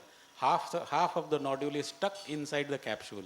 Even for the TURP also you will see that you cannot keep on resecting that nodule which is stuck in the capsule. The moment you do take a deeper cut, you perforate. Same thing happens with the enucleation also. So that is what the learning curve is all about, that which nodule is deeply embedded in the capsule and should be left behind, you learn by an experience. But try to remain in a correct plane, in a terms is the safer plane. Try to remain in a safer plane in a given prostate. If safer plane is a correct plane, you are in a correct plane. But if there are very sticky, multiple nodular prostate, you leave behind some nodules at the capsule and deal with them with the ablation later on. Do a good enucleation wherever you find a safer plane, if not correct plane. And infection and inflammation is the biggest enemies of a enucleation. You were talking about the difficulties. My professors of surgery who taught me came for an enucleation so late. See, we doctors are afraid. Question is asked, what prostate surgery you would like to do for yourself? You don't want to get operated at all, even being a surgeon. So all my surgical professor, he delayed his prostatectomy so much that he developed an abscess. And that abscess was sitting at the sphincter, in the apex of the prostate. The moment I enucleated, gush of pus came and the cavity was extending beyond the thing. So my professor became incontinent for 2 months. And then after he was continent and he recovered from the inflammation and infection. So these are the factors which one has to keep in mind. So the counseling, patient factors are there. I will talk about it later, but all these things, the experience tells us. Nothing else can teach us. No books, no videos can teach us. By observing what you are encountering, what you are doing, and what is the consequence. That is the best teacher. The moment you think that you do a HOLEP and incontinence, that is a big problem. So that's a philosophical question. If you fear of accident while driving a car, you will never drive a car. So if you take your car on a highway and always fear that you will hit some truck or somewhere, you always hit the truck. So see, one has to learn a right technique, and your patient counseling has to be perfect. The patient who believes in you, you tell him that I am going to do enucleation and these are the limitations of enucleation. And incontinence, see, total incontinence is very rare. We all exaggerate. We want all our patients to be continent the day we remove the catheter, which is not correct. Actually, when you have done a good relief of obstruction, the bladder conditions are such that infection level is very high, urgency takes its own time. I do urodynamics for all my patients. 1 hour before taking into OT, I do a urodynamic, and detrusor instability finding is really very high. If you are not doing a urodynamic study, you will not find a detrusor instability for a long-lasting obstruction. So these are the factors. Very sedentary patient or a senile patient with a diabetes, lack of exercise. Those patients who do not move out of the bed, they will have a leg sphincter, the large prostate plate sphincter. So all these are patients who are a potential candidate of developing a stress urinary incontinence, and you explain them that you will have a incontinence for maybe 2 days or 2 weeks or maybe 2 months. But if you have explained them and primed them in a preoperative counseling, your postoperative fear will go away. And unless you overcome that fear of incontinence, learn the technique proper way and implement in the next patient, you will never improve. So incontinence is a reality. One has to accept it, and how we should overcome by a more experience is more important. So do decreasing the energy at 12 o'clock helps, right? Like it doesn't help. No, it doesn't help.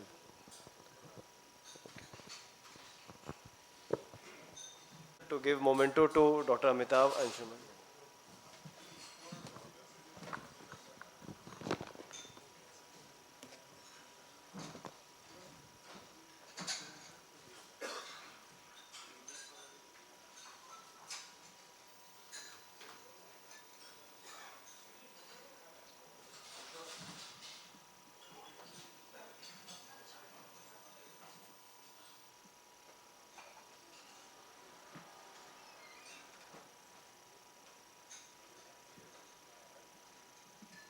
Now there will be a 10-minute session break for inaugural program. I think you can discuss if pertinent issues are there.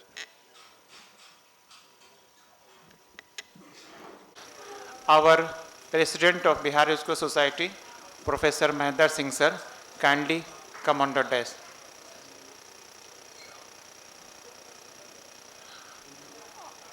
I would like to invite our visiting faculty, Professor Ajay Bhandarkar sir, to kindly come on the desk.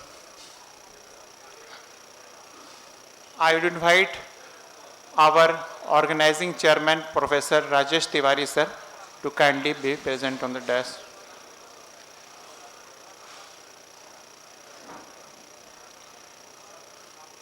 I would invite Secretary of Bihar UNESCO Society, Professor Dr. Shadab, to come on the desk. I would invite our dynamic and vivacious organizing committee,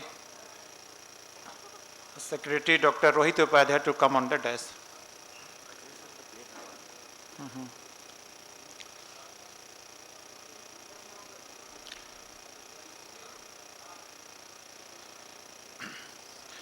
First of all, I would invite Professor Rajesh Tiwari sir, who is the head of the Department of Urology in IJMS, and he has already mentioned to us that he would conduct a workshop on the bipolar enucleation as well as HOLEP technique of prostate, so that the young and even experienced could benefit. And for this, he has invited such a renowned expert in enucleation, Professor Ajay Bhandarkar sir. We are very thankful to him. So, sir, please come on the dais and say about.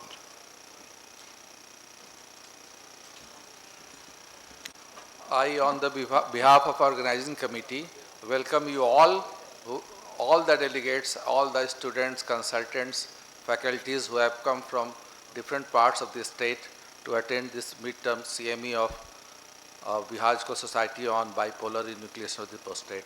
I first welcome Dr. Mahendra sir, who is our teacher and always guided us in developing our career, in developing the institute, department of the institute, and has played a very important role in spreading the urological practice throughout the state. I also welcome our visiting faculty, Dr. Ajay Bhandarkar sir, who despite many problems agreed to become the mentor for this workshop. Now, Dr. Sadab, he is a very dynamic secretary of the Bihar UNESCO Society, and we expect a lot from him in the future.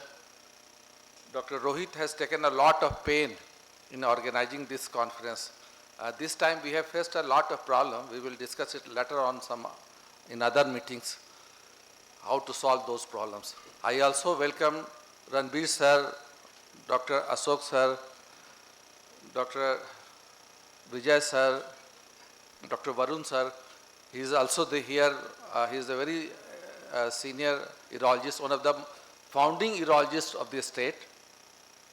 And all the faculties and all the students, PG students, MCH students, and the consultants who have come, spared their time to arrange this evening's program. And I also invite you to, in the tomorrow's workshop, which will be conducted in the urology department of IGMS Patna from 8:30 a.m. in the morning. So please be in time so that we can see a lot of, as many as cases we can tomorrow morning. So with these words, we thank you all and we welcome you all again. Thank you. So now I invite our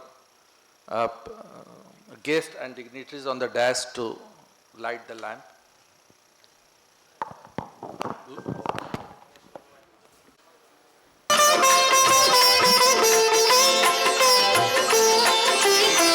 जय श्री सकल बुद्धि बल राशि जय सर्वज्ञ अमर अविनाशी जय जय जय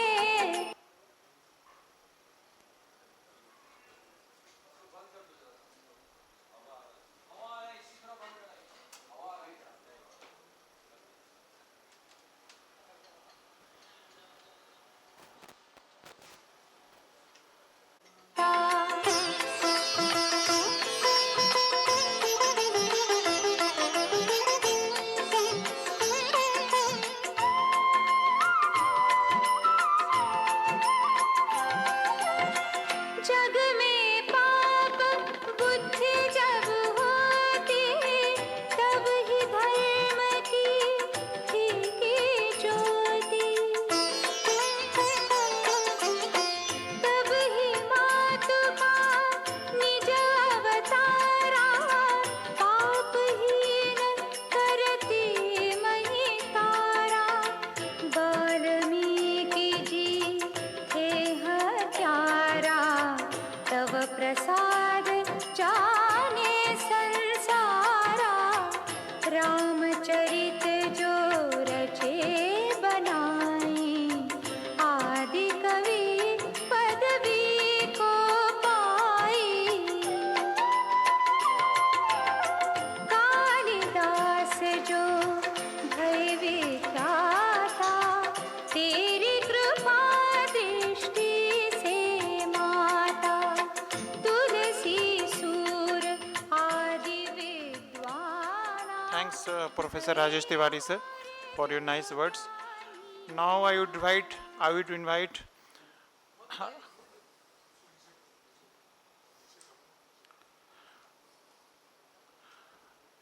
our secretary, Dr. Shadab, who has just taken over the charges, I think, in this year, 3 months back, and has been doing a wonderful job as a secretary of Bihar Utko Society, to say a few words.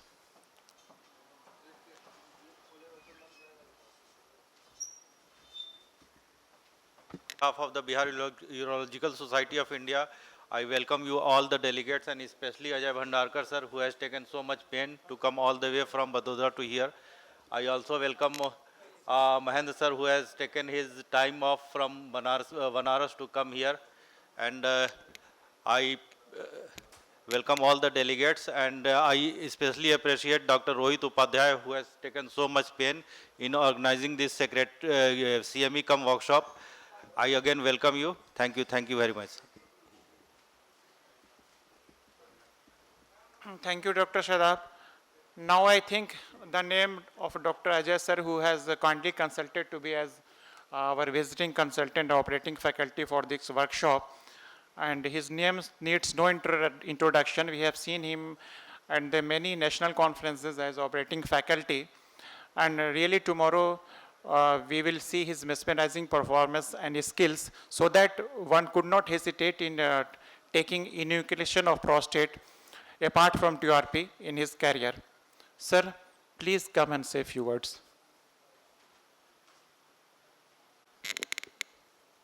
respected dignitaries on the dais and off the dais.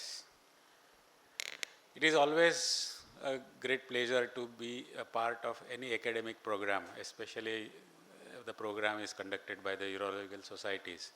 And Bihar being the center of knowledge in the past years, people used to come from world over to learn long back, 2000 years back. So Bihar, I have seen the Patna hospitality and the enthusiasm of learning new techniques and technology. I understand that the number of urologists are expanding in leaps and bounds. We have seen in Vadodara, in Gujarat, I think the same story everywhere here in Bihar also, that the number of urologists which are joining the practice is 3 or 4 times every year. I think we are producing more than 400 urologists. As in my talk I said that you cannot learn everything during your residency. So one has to be humble enough to learn, continue learning, and continue learning in the advanced age also. So the knowledge is the center for anything. And I also started learning my enucleation of the prostate 10 years after my MCH graduation. So there is no time limit to learn. And similarly, there is no dearth of teachers in our country. We have enough talent in the entire country and entire USI with any procedures, be it enucleation of the prostate, be it a minimally invasive PCNL, or even the robotics now. The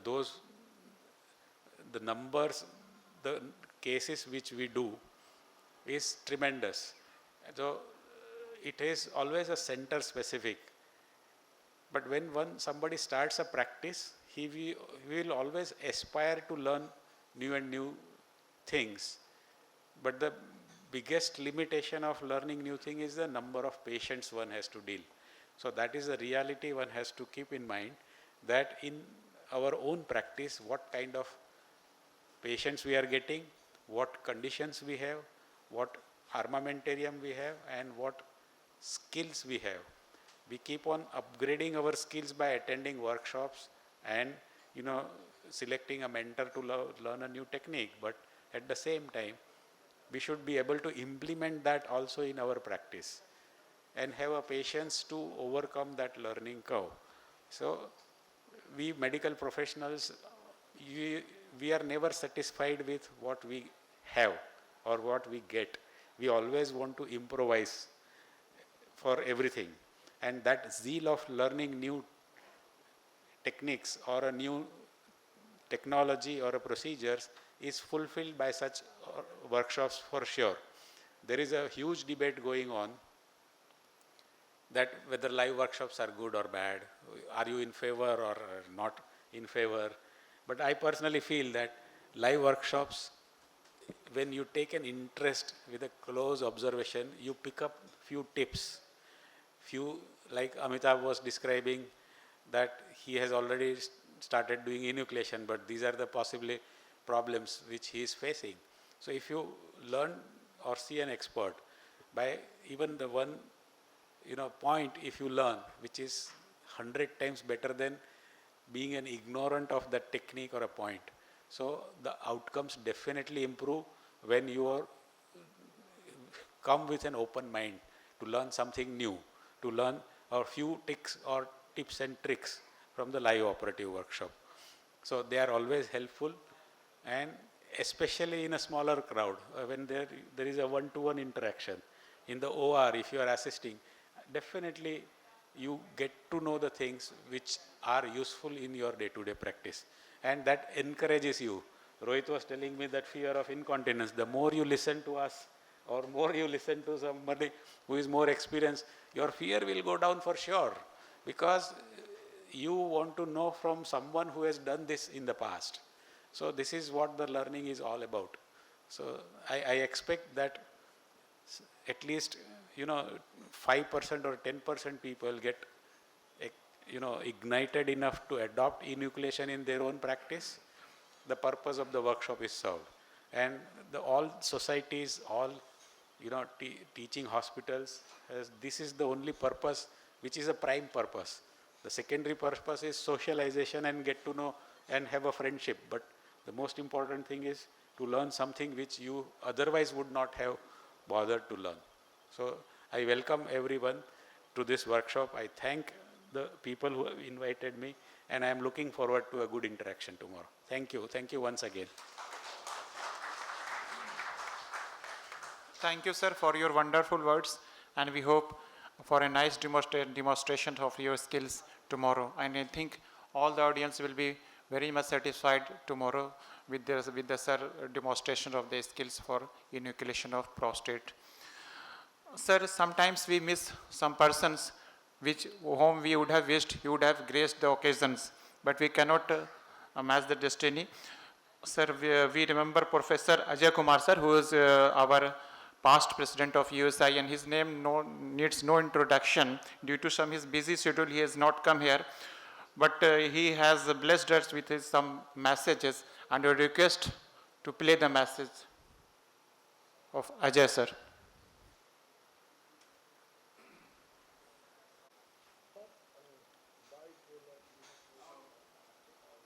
On 15th and 16th of this month. I am glad to learn that Bihar Urology Society is going to conduct the workshop on bipolar inoculation of prostate on 15th and 16th of this month. In spite of different hurdles put up by some people in the USI, Dr. Rohit Upadhyay has done a commendable job to finally organize it. I'm sorry I would not be able to attend the workshop personally as I'm out of the country, but I wish the conference a great success and thank Madhu Agarwal and Ajay Bhandarkar for participating in the workshop. I am glad to learn that. Thanks, sir, for your messages and loving words. Thanks, sir. Now I would like to invite Professor Vijay, sir, to felicitate our President Mahendra, sir.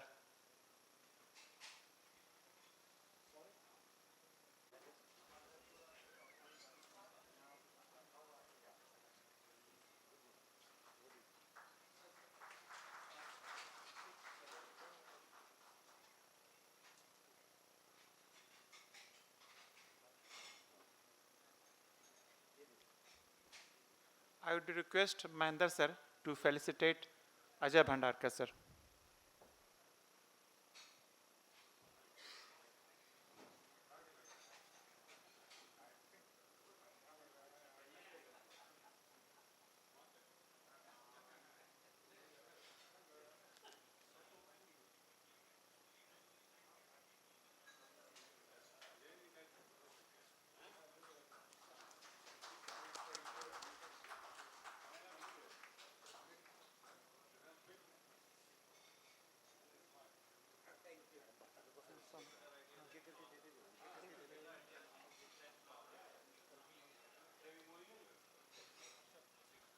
Vijay sir to Professor Vijay sir to felicitate Tiwari sir.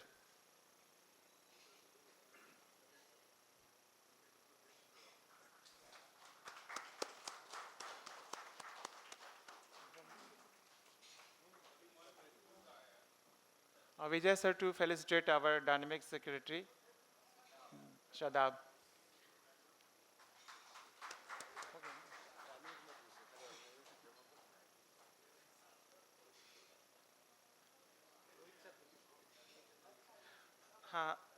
Professor Vijay sir to Professor Rohit Upadhyay, who has taken so much pain to organize this conference.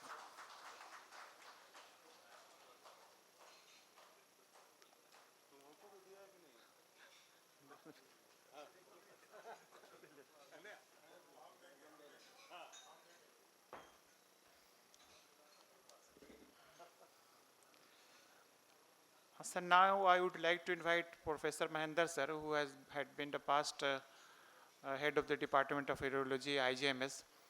I am sure that many of his students, after completing MCH under his headship, would be present here in the hall. He also needs no introduction. Sir has been my teacher also. I have done my DNB program under his headship actually.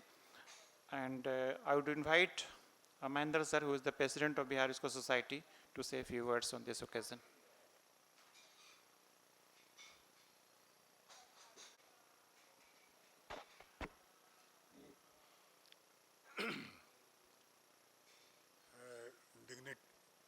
Dignitaries on the dais, Dr. Varun Kumar, the senior most person in the hall, and he is the first generation urologist in Bihar. Dr. Ranbir, the past president of Bihar Urology Society, Professor Vijay, Dr. Ashok Tiwari ji, and urologists coming from all part of the Bihar. Actually, it looks, I feel very proud that people have come from far distance for this evening continuing urological education program. People from Darbhanga, Samastipur, far places they have come. And they will be attending tomorrow workshop also. So, see, Bihar Urology Society, actually the sole objective of the society is to organize public awareness program, continuing education and workshops, and there is one annual conference of the Bihar Urology Society which is going to be held in Betia in November, 16th and 17th November. So these are the program. क्या बोले sir? अच्छा अच्छा अच्छा. Betia, actually the people's choice was for Betia. So the society is doing the program round the year, ultimately culminating into an annual function, and I am happy to see the level of presentation today in this session, prostate CME. Excellent presentation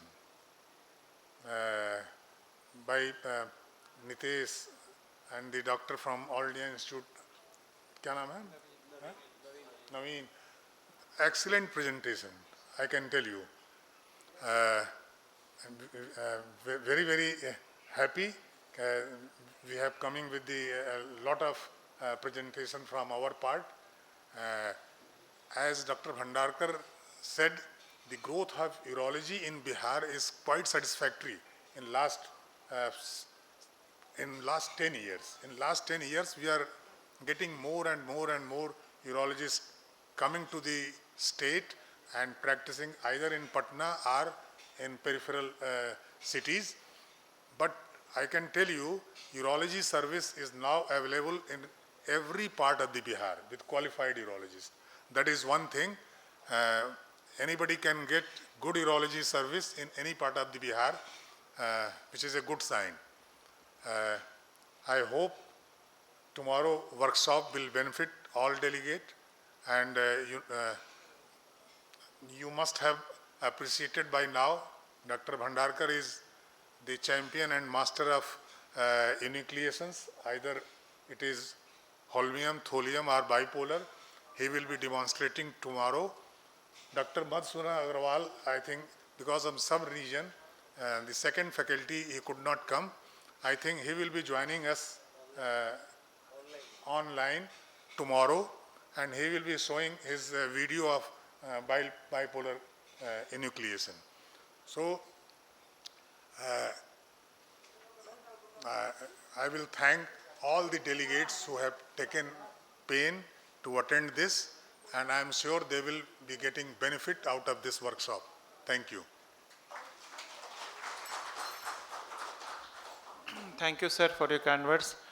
Now I would invite Professor Dr. Rohit Upadhyay, who is the organizing secretary of this wonderful conference, to say a vote of thanks. Good evening, everybody. Actually, it is not an easy thing to stand between dinner and the last speaker, but before everybody is invited for dinner, I am really thankful to all the senior urologists, especially Barun sir is there, Ranveer sir is there, and it is very important that these are the people who really started urology in 90s, and it is 2020 and they are still there and guiding us. So we should appreciate that we are living in the grace and Ashirwad of such senior urologists that who are still guiding us. So really thankful to all the senior urologists. Ashok sir is there, Mahinder sir, Vijay sir is there, who is still guiding us. And I can see that lot many people have come from far off places. Manoj has come from Motihari, Darbhanga and Muzaffarpur. And it is not easy because there is a night, tomorrow there is a workshop. So they have taken pains. Everybody is interested in workshop. Nobody is interested in CME. But they have taken pains to attend the CME, and I'm sure that more number of people will come tomorrow for the workshop also. So I really appreciate that from the peripheral part of the Bihar, from far off places, people have come to attend the CME, and I am also thankful to the local people, local Patna people that who have also attended it and to make it a successful CME.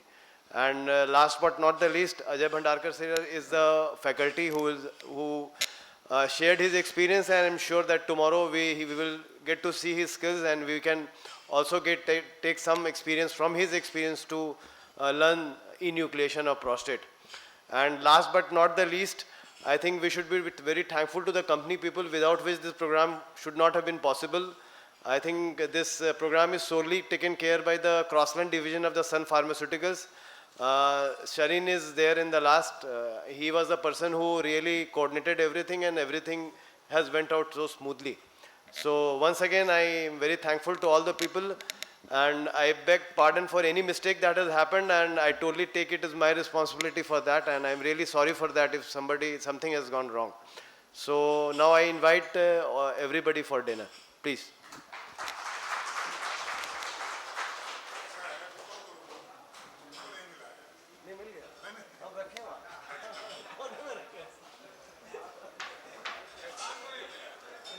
मिल गया ना sir, उधर chairperson वाले में, हाँ मिल गया।